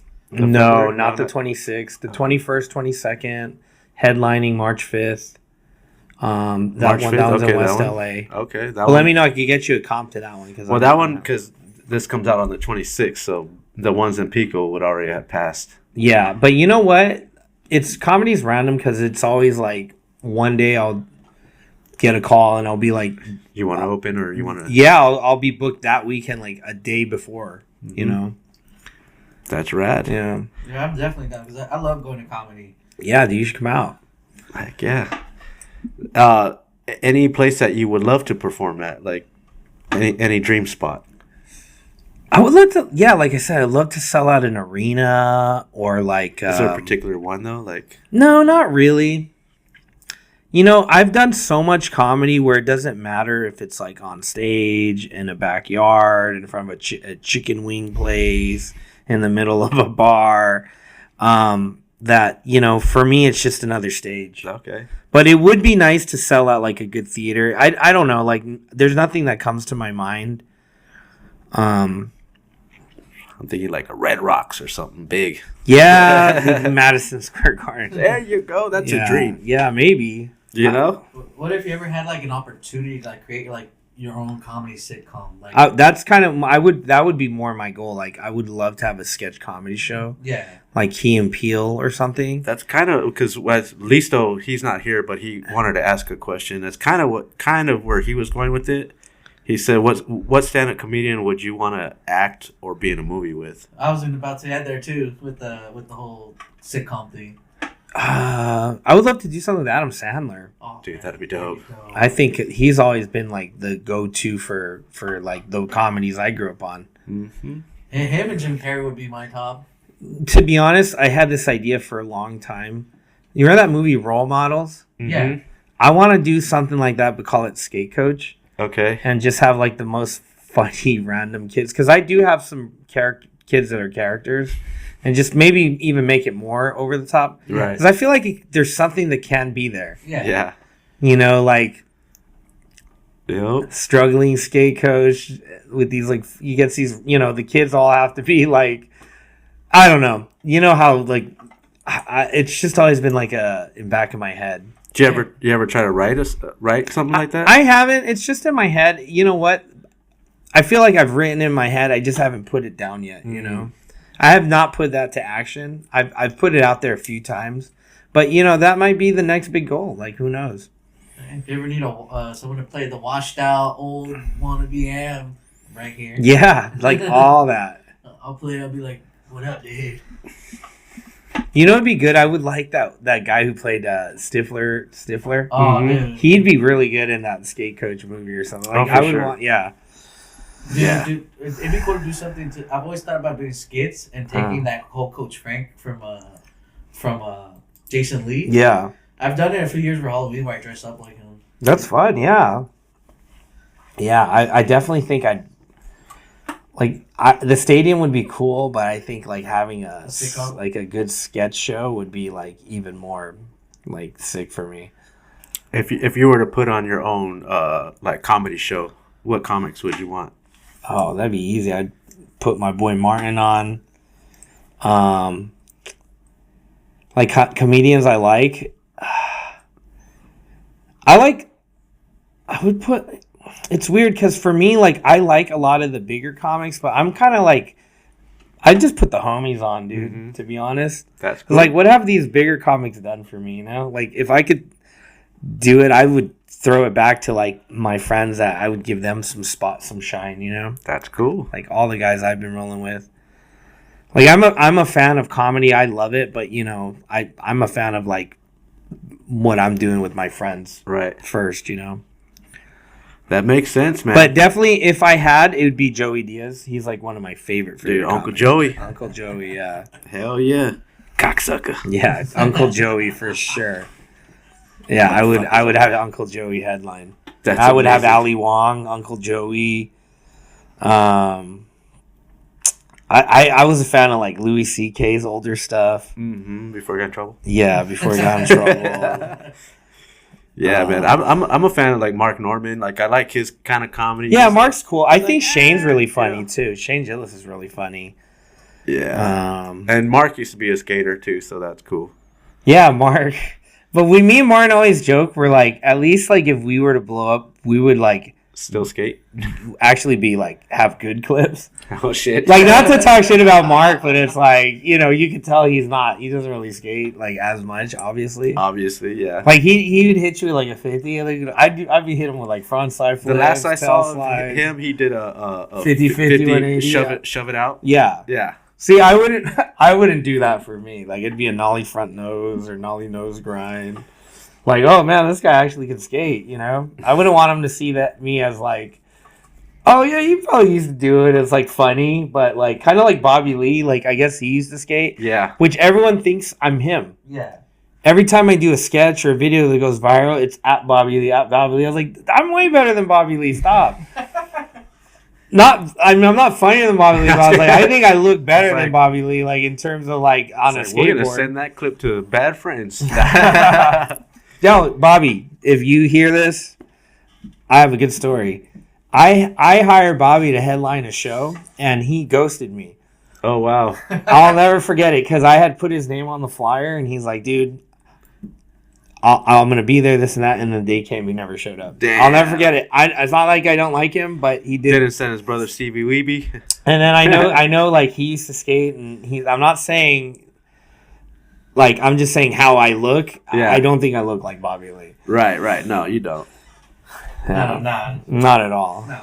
Nah, man. Your outfits are way different, Yeah, man. I got way different fits than him. Dude, your fits are sick, though. Yeah, you know what I mean? Like, yeah, I got my own little thing going on. But no disrespect, Bobby. Shout out to Bobby Lee. Now, we asked, what are your hobbies off the board? I know you're a big fan of collecting. Yeah, mostly comedy. I do collect like figures and stuff. I used to be way more heavy into it. Like I had like every Spawn figure and Ninja Turtle. Now I just get like things that like speak to my heart. Like I'll buy like I just got like this RoboCop replica. Oh, shit. Or I got that Santa Cruz hand. I saw like that. Stuff by Kid Robot. Like Garfield, Ninja Turtle collabo. It took forever to get here, didn't it? Yeah, it took forever. Dude, I had to email him 3 times. Like, is this even going to come out? I was worried it got ripped off. Yeah, I thought it got ripped off too. Yeah, that same hand. Yep. Did you open yours or is it still in the box? It's still in the box. Yeah, I figured. It glows pretty good though. It glows in the dark? Yeah. Oh, that's sick. Yeah, that's it right there, right? Yeah. But I put a light on this one so you can see. Oh, that's so dope. Yeah, it's got a light underneath it and then... That's dope. Yeah, I haven't opened mine. But yeah, dude, I collect figures. I Now I just get stuff that inspires me, bro. Like, I like the stuff NECA puts out. You know, NECA, NECA. They do, like, a lot of, like, license deals, like Ninja Turtle stuff. Okay. I know you're a fan of the Ninja Turtles. I used to have so many Ninja Turtles. And then as a kid, though, when you got older, He-Man. We used to have to give them to the next generation. Yeah. Right? And then now, I wish I'd never. I wish I had all my OG He-Mans. I wish I had all my Transformers. My G.I. Joes. My G.I. Joe. Dude, I had a friend, fucking idiot. So this guy was a G.I. Joe collector, and this was during, like, the early days when we're in the 90s, we're skating. Yeah. He got desperate. He wanted a board. And this guy was like, I'll give you a board for all your G.I. Joes. Damn. And he gave him all his G.I. Joes. And I was like, you're an idiot, dude. And then we looked online, like, what everything was worth, like Destro, Cobra Commander. He had all. Yeah.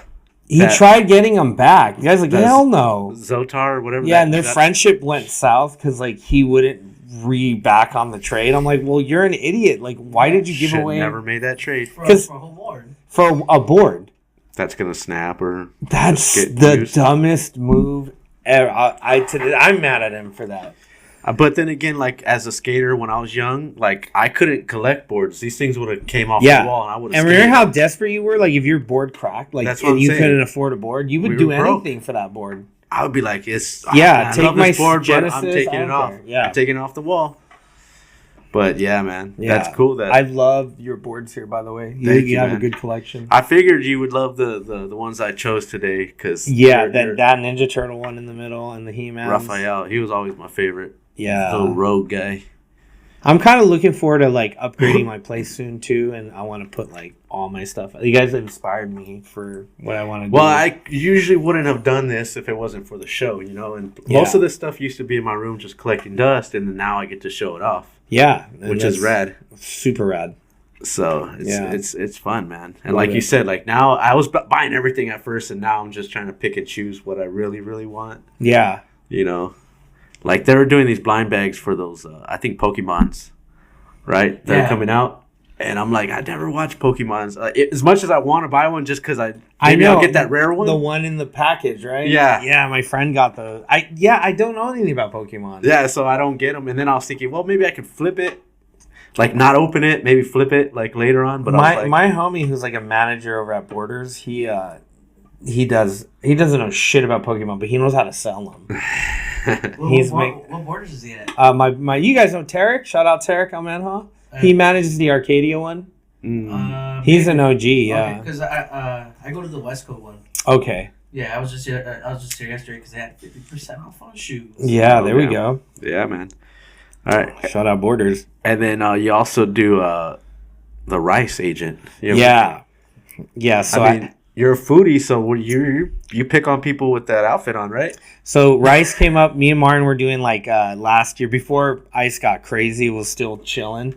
We were doing funny Ice videos, and someone commented on me saying, like, "That's not Ice, that's Rice." So it just kind of, like, organically formed from there. So the next day we filmed this sketch where I went in as the Rice Agent, and I was going to Panda. I went into Panda Express, and he filmed me from far away, and I'm just pretending like I'm looking for something, and I just put, "What am I looking for?" Yeah. And then, like, everyone would call it illegal Asians, or that guy eating chopsticks, but you should have used a fork. Like, how the hell? And that's how it formed. So now it became How many views on that? 11 million. Damn. And then I reposted the thank you for 11 million. And then the repost got 1 million, the photo alone. Damn. So this character, like, just blew up. And so now I just create memes about, like, rice, and we make sketches. Basically, if you do Asian culture wrong, we're going to get you. Okay. You know what I mean? Yeah. Like, we have one where I take this guy to eat pho, where this guy's eating pho. But you know the stuff that you put in the pho? Yeah.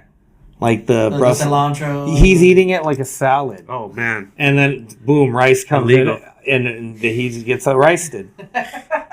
Another one is, like, he's at the most, like, famous Chinese restaurant. He's like, "Do you have any chicken tenders?"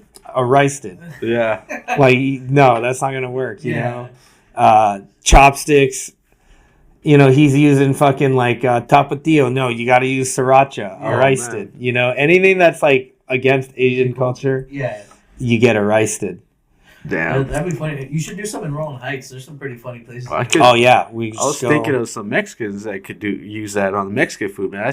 When I was a kid, I used to put fucking ketchup on tamales. I don't know what I was thinking. Yeah, but it's all good. I mean, that would be, yeah. I got one of my viral ones was the guy was putting too much ketchup on the rice, and that guy got arrested. Dude. And that one hit. I don't know why that one hit so hard. And people are getting mad because there are dishes in Chinese you actually do put ketchup on. Yeah. Mm-hmm. But is it ketchup or is it like the sweet ketchup? It's like the sweet ketchup, right? The banana. Yeah. The banana one. One. I have that. I did one today where like I'm arresting the Asian aunt who steals from the buffet. You know, my mom used to do that where she would put like food in napkins and then put it in her purse. Right. Okay. And we go watch a movie, dude. She'd be like, "Oh, Junior, you hungry?" And pull out a crab leg. I'm like, God damn, she had like everything in that purse. Steak.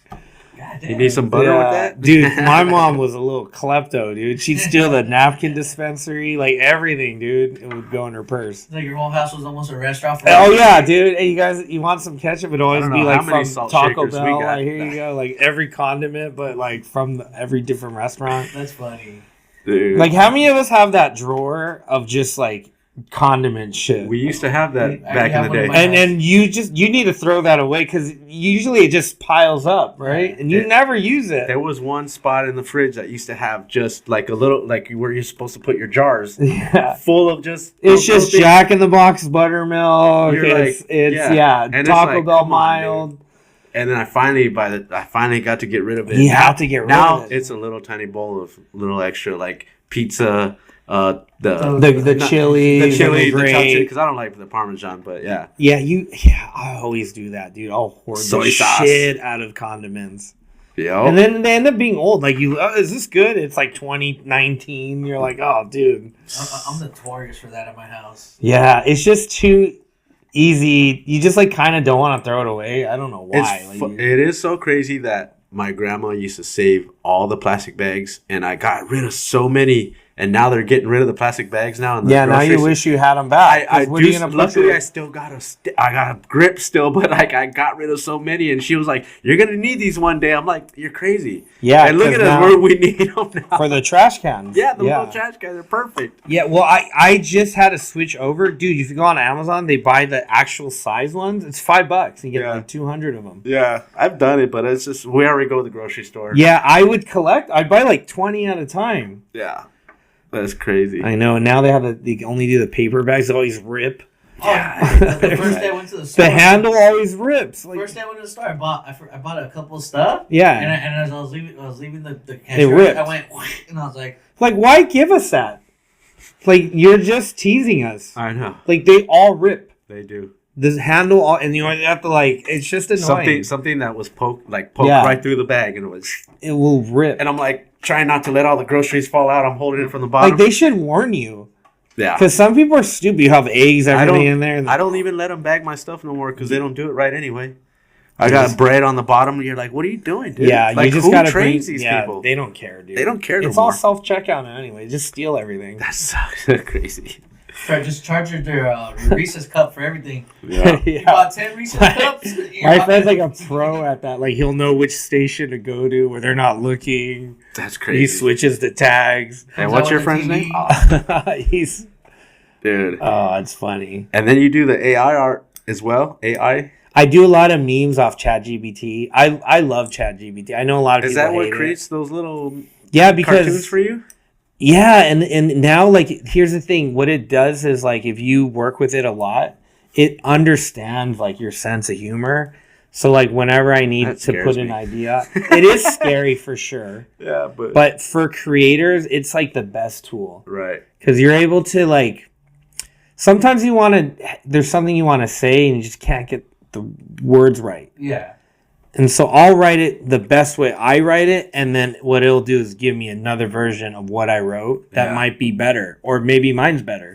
Yeah, right. I know what you mean, because I do that when I'm writing like emails or like I'm trying to write like something I want to send out. I go, I feel like I sound stupid saying it, so I go, yeah, I write it my way, and then I just go, can you clean this up to sound professional? But isn't it funny how everyone is so professional? Because everyone's using ChatGPT, dude. Yeah. Well, that's funny because Like, bro, motherfucker, like, creeper, you don't talk like this. It's exactly. Like, when hello, George. If I were to read that, if he were to do that to send it to me, I would read it and I wouldn't hear his voice saying it.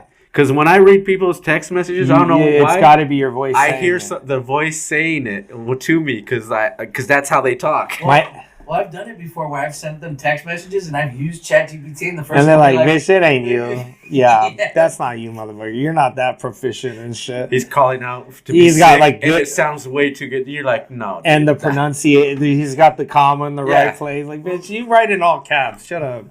Well, this guy knows my spelling's horrible. Yeah. So he's all, dude, this dude spelled all right. Yeah. I used to get in fights with my sister. My sister's so smart. My sister is ChatGPT.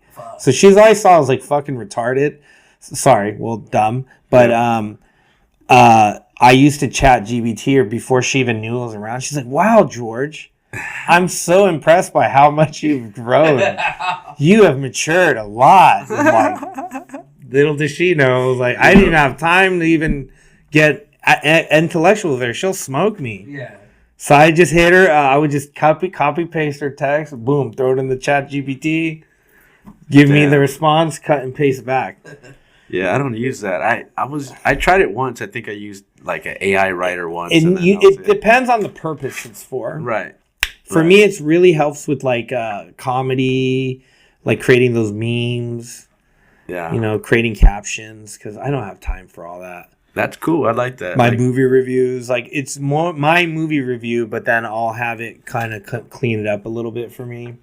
My favorite thing is actually asking it the most stupidest questions and just seeing what it tells me. Like, it'll give me some dumb responses sometimes, and I'm like, fuck. Dude, it's crazy. It's wild. I ask it every advice.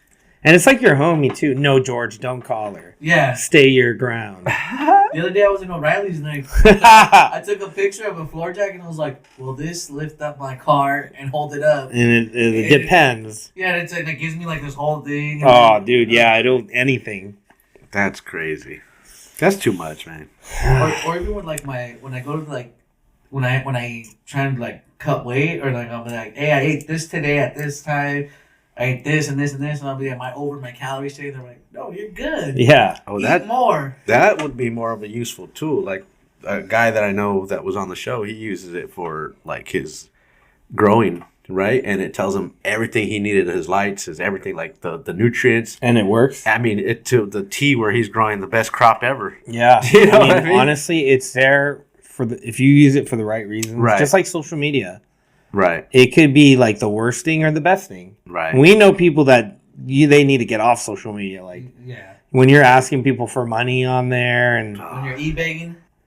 Nah. Because I've seen a lot of people who do e-bag online. Mm-hmm. And they'll be like, oh, here's my my Cash App or my GoFundMe. Can you send me some money to help me? It's like, why? My flat tire. How many times have we all struggled? And guess what we had to do? Whatever it took to get the money, right? Right. Borrow. It's like, no, you can't just, unless it's a very like charitable cause. Yeah. Right. Not just because times have been tough this month. Then, bitch, go get some more applications. Yeah. I've been there too, man. And I've had to figure it out. Right. Get a skateboarder and teach kids. And that's the thing. Not even that. It's like, at least when I did my Periscope, the live stream, I had something to offer. And people gave me money because they're getting an exchange. Right.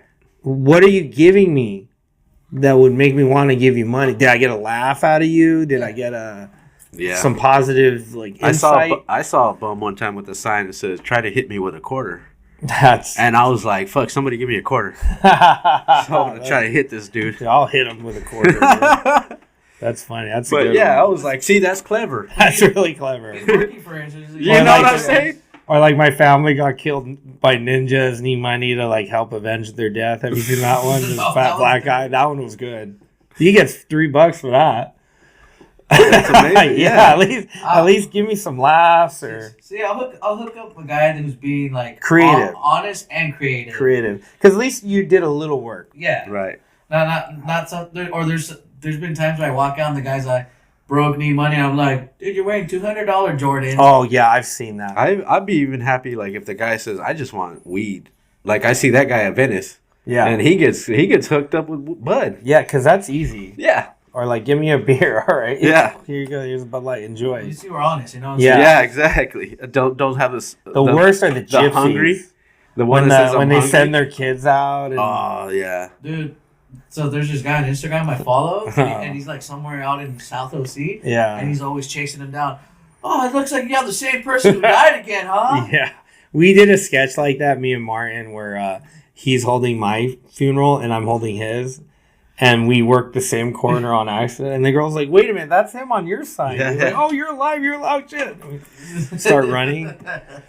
You also do those voiceovers on people too, like Yeah. Are you filming that, or is it you just find something and you talk over it? I used to do it in public, but one went so viral, I got in trouble, dude. It was a skater too.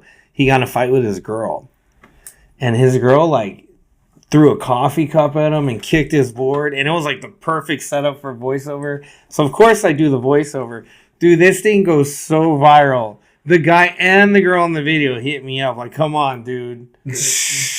And then the dude was like, dude, it's actually funny. And he's like, I'll let you keep it up as long as my girl doesn't see it. Yeah. 20 minutes later, hey, fool, you better take it. He's being all mean now. Hey, I'm not playing with you. Because I know his girl was right next there. to him. Yeah. And then I wanted to be like, bro, well, don't do that in public. Like, it's open fire, you know? That's true. And then I just got into too much shit. Because I used to do, like, real people and do it on the spot. Yeah. And they would go viral. And next thing you know, the mom's hitting me up. Oh, my son has, like, autism. No, he doesn't. He, like, slapped his grandma. And then, so anyways, like, I just started to do videos that are already viral. Yeah. That way I don't get any flack for it. Right. Yeah. That makes But more even sense. some of those have gone viral where they thought I was the one that, like, took the video of them because it Right. got so big. Yeah. I feel like what a lot of people don't understand, though, with stuff like that, it's open game. It's open game. In public, like, you're not, as long as you're not filming in a business. If you're going to be a fool in public, then Yeah. we're going to, like, make Yeah. a fool out of you. Yeah. Mm-hmm.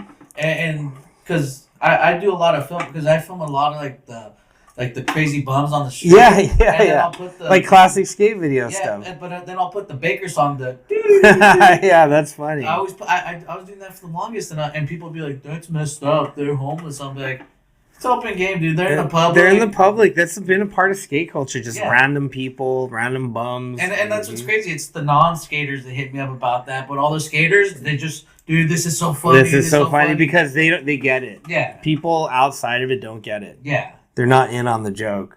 Right. Yep. But all right, dude. Do you have anything else before we get out of here? Because we're already gonna almost hit 2 hours. Dang, that was a long one. Who's hit the? Has that mine been the longest? No, I think we've had like a 3-hour episode. You had a 3-hour I episode. think you know who's Gilbert. He hit 3 hours. Yeah, his episode hit Was 3 it? hours. Who's Gilbert? His name's Gilbert, and then he owns that company, Shitty Prada, with the spiders. I don't know if He's- he hit 3 hours, but He skates definitely around. George Caddy. He had a Patty's long long, one too. He had Yeah. a 3-hour one. Cadillac DeVille. Yeah, because I think who's Gilbert was one of the longest ones too. That's cool, man. Yeah, man. But like I said, any other questions? Honestly, no. I'm chilling. I've been rifling them off as we go because I think we hit all our bases. I'm Dude, good. I'm good with I that. do want to encourage everybody to go watch that doc that you had. You I know, appreciate that. I Thank watched you. know, it we're this gonna- morning. It was so dope. Thank dude. you so much, man. It means a yeah, lot. dude. It was bringing like shed a little tear to my eye in the beginning because I mean you really captured it well. Yeah, it means a lot. Shout out to my friend Scott who made that. He did that period piece as like a thank you because I gave him his first like gig as a director, and he went on to do like big things. That's cool, man. And that was his way of paying me back. He's like, I want Yeah. to make a documentary on yours. This thing turned It was out. definitely inspiring because like I was watching it and I was like, man, this guy kind of motivates me to do more of the stuff I want to do now. Yeah, I appreciate that, dude. Because like I was telling you, I want to do some stuff with comedy, push into it, but the stand-up stuff I'm scared of because I'm terrified of public speaking. Stand up is a whole different beast. I get it. Like not a lot of people can get on stage, but like if you're into just creating funny content, Oh, I love that. you so. you have the creative eye and the tools to do it. Just do it. Yeah, like you know, I was telling you about the filmer behind the scenes just talking shit. Yeah, and you know the thing is, you can create your own lane. Yeah. You can be the first guy who's like shit talking at the skate park, and then that becomes a whole trend, you know? Yeah, because that's what I was like. I mean, Gifted Haters kind of got that lead. Or what's his name? Steve hates skateboarding. Oh, I haven't seen that one. They're skating. You know that guy, right? The one who's always like rolling down a hill. Skate Ninja. Violation. That's Skate Ninja. Okay. Like, I don't know if I love him or hate him, but he's entertaining for sure. Our whole group chat is just us quoting that dude. We'll send a video and be like, roll on, girl. Roll on, Oh, girl. I've heard that before. That's a heel on the ground. But I kind of like him because Yeah, he brings that old school aesthetic of like when I used to watch videos in 2000. Like, we would talk shit too. Perfect. We would talk shit too, and then he's good. Yeah. Like, people are like, they're like, let's see you skate, and then you watch his clips and you're like, whoa, that guy's like really good. Yeah. So That's when you can do it. Is like you have to be able to. You have to be good to talk that much shit. Yeah. You can't just go Wrecking Ball and fucking go. Yeah, even Wrecking Ball's good enough to talk that shit. Yeah. Which, let me get out on one last thing about Wrecking Ball and Brandon Biebel. So, Brandon Biebel went full like Colombian cartel. Mm-hmm. All I said is he put some like quote. He always puts like those like motivational quotes, like haters can't see me. I'm in the gym putting it, and I was like, man, Wrecking Ball needs to take notes. Yeah. And that's all I put, and then I get this response. He goes, "Fuck that faggot," and anyone who fucks with him is a faggot too. And he blocked me. Oh, wow. And I was like, what did I do? I caught a stray, bro.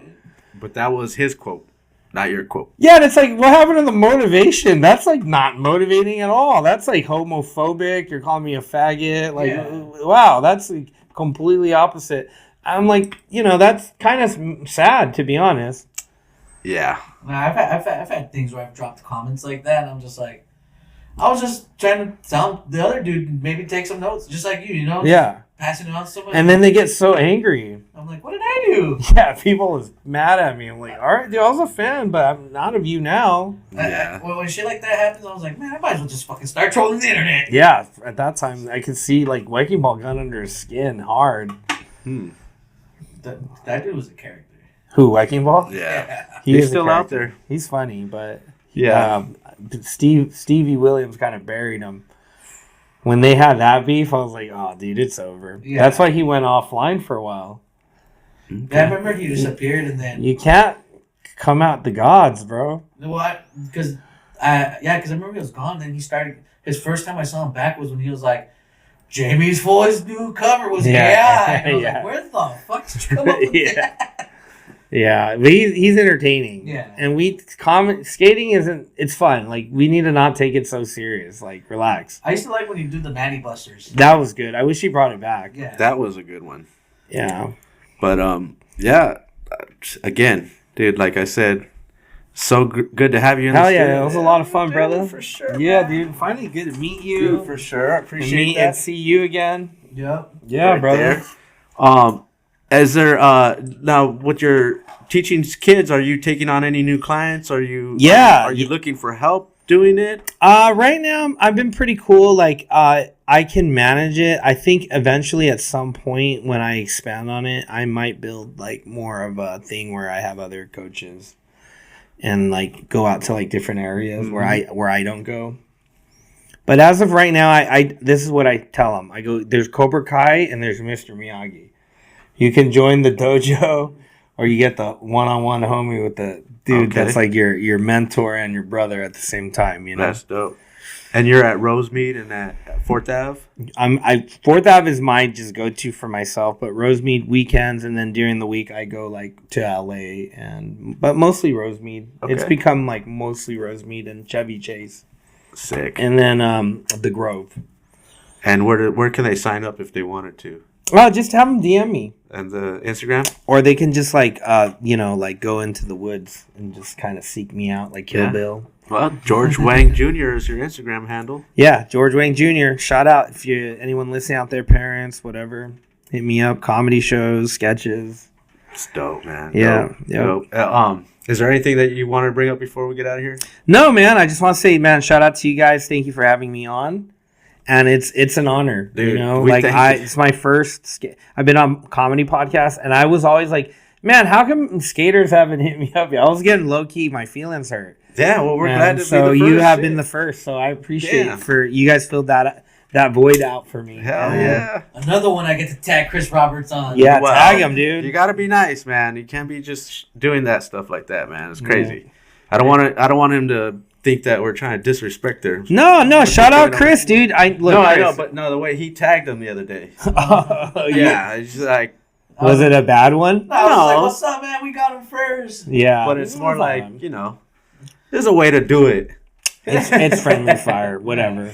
Yeah, that's why I hope they take it as. You know what I mean? He's not. I say it in a bad way where it's like Chris is. But when you read, you know how sometimes you could read things. If Brandon Bieber reads it, what if he's like, "You faggot," and like blocks you? See, we don't want that. I'll just send him a bit of. But I love you. But he was a guest on here. No, of course. Yeah. So we're trying to shout out to Chris Roberts. Much love. Shout out, yeah. But we're glad to have you on this podcast, man. Dude. I'm glad to be here, and shout out to some of the other guests, the homie Adano. Shout out to Adano. Yeah, shout out to Vincent Alvarez. Shout out to Vincent Alvarez. We'll see you on Tailslide. Oh, this week. Yeah. Maybe no Tailslide Tuesday. It's raining. Well, indoor. So I might have to go hit up the what is that Fullerton? No, isn't there one like in Laura Azusa? Oh, the Target? Yeah, I might have to go there. Okay. I have to go to that Target, hit a little slappy tail. So Monte Rey Park, right? You're in Monte Rey Park. Monte Rey Park, yeah. Okay, that's not too far. So guys, we might not have a Tailslide Tuesday. I might have to hit one in a skate, the game skate. Hit one there. But, I mean, no. Yeah, it does because you have to use the same like technique with your hands. Mm-hmm. I literally play that game when I can't skate. I thought, because I hurt my back recently and I thought I wasn't going to be able to do heel flips. I was like, well, maybe could I do one on a tech deck, and would that count? Yeah. Hey, you put a good one down. But I was like, dude, I don't know. And that tail, you did a tail slide 3 shove. I was like, dang. Well, it was like a tail slide to shove out. But that one big spin. That was nice. Yeah. I was like, okay. Yeah, because I learned switch nose slides to big spins out, and I was like, well, if I just tail slide, it's the same thing. That was beauty. Yeah, thank you, bro. I appreciate that. Yeah, I'll try to keep doing more of those because I missed my tail slides. I used to have. And anyone who wants to gang up, just tag us, and we'll repost it. Yep. Let's get this movement going. At OG_skate show or at George Wang Jr. Yep. Yeah, or Vincent Alvarez, too. Yeah, tag Vince. And he has a little dash under Vincent. Yeah. _. Yep. All right. Well, again, shout out to everybody that's watching. Peralta, you have any shout outs? Same, shout out to everyone who supports us. Thank you for watching us. Support local skateboarding. Yeah, we can't do this without, you guys. Yeah. We do it for you guys and to, let the homies come in here and tell their story. Find your next favorite skater here. Let's go. That's true. And then real quick, if you had a guest board on any skate team, who would you pick? Powell, dude. Powell? Yeah, 100% on my own flight deck. A flight deck? And what would you want your graphic to be? Wang, bro. Just a big Wang. You heard it here. Let me call my grandpa. It's like a Chinese eggplant. I was happy to get that call from you guys to let me know that I won the contest of biggest Wang. So perfect.